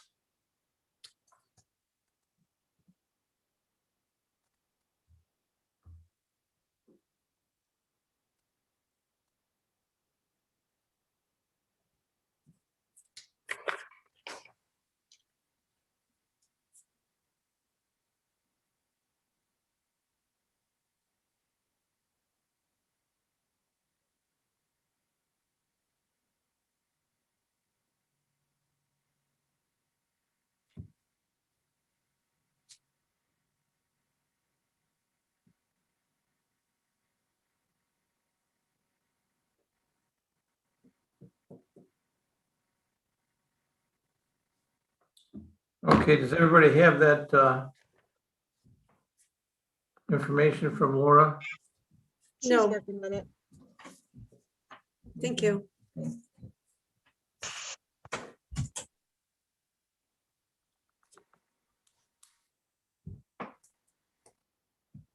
Yeah, that's right in line with what I was thinking. Right, Yeah. like right on the money. All right. Ron, have you seen it yet? You're muted, Ron. Yeah, Laura just handed it to me. Okay. So we would be him from 393.4 to 379.8. Is that correct? Yep, Correct. I'm okay with that. yes. All right, let's go forward with that then. Is there any other discussion on this? I think we're reasonably close to where we should be. Yeah, And we'll- absolutely. All right, we'll call that one there. All right. Okay. Duff, do you need my copy again of this one? Mine's not an original. I've got 2 pages for the the double-sided page that we generally sign. So I don't know if you want me to bring those to you? You're on mute. Ron's gonna need that. Take it to Ron. Yeah. That's fine. Bring it to me. Oh, he's got it already. Right, Ron? You've got the information? I have the information. All I need is the forms. What I'm gonna do, guys, is Duffy's brought me in the stack that we've done already. I'm gonna go through and fill in both of the sets of numbers on the back where it's required. And I'm gonna fill in the reason. And then I'll initial it and pass it on to one of you. Okay. Sounds good. Okay. That's where I'll we bring are. you these right now, Ron. Super, thank you.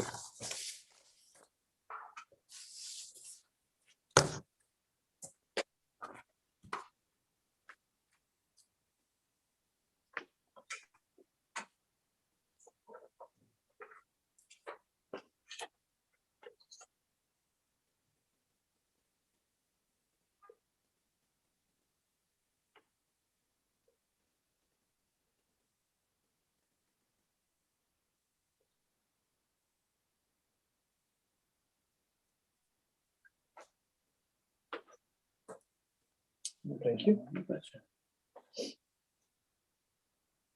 Just yell when you're done and I'll come to it. Okay.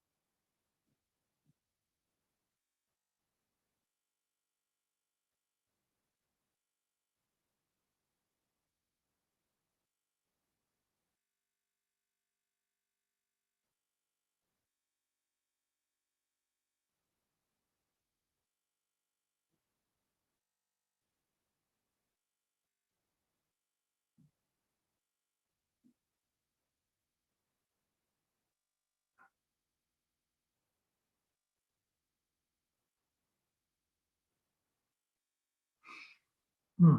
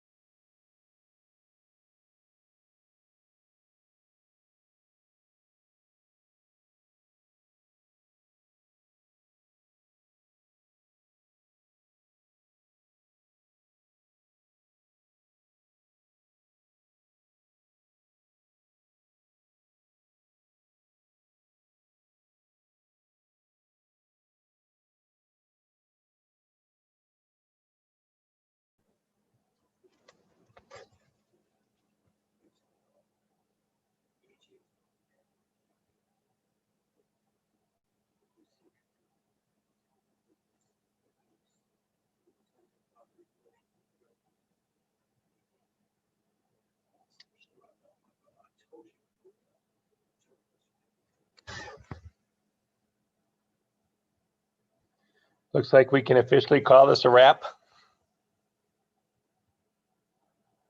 We have to wait until exactly 9 o'clock. Okay, all right. Sorry.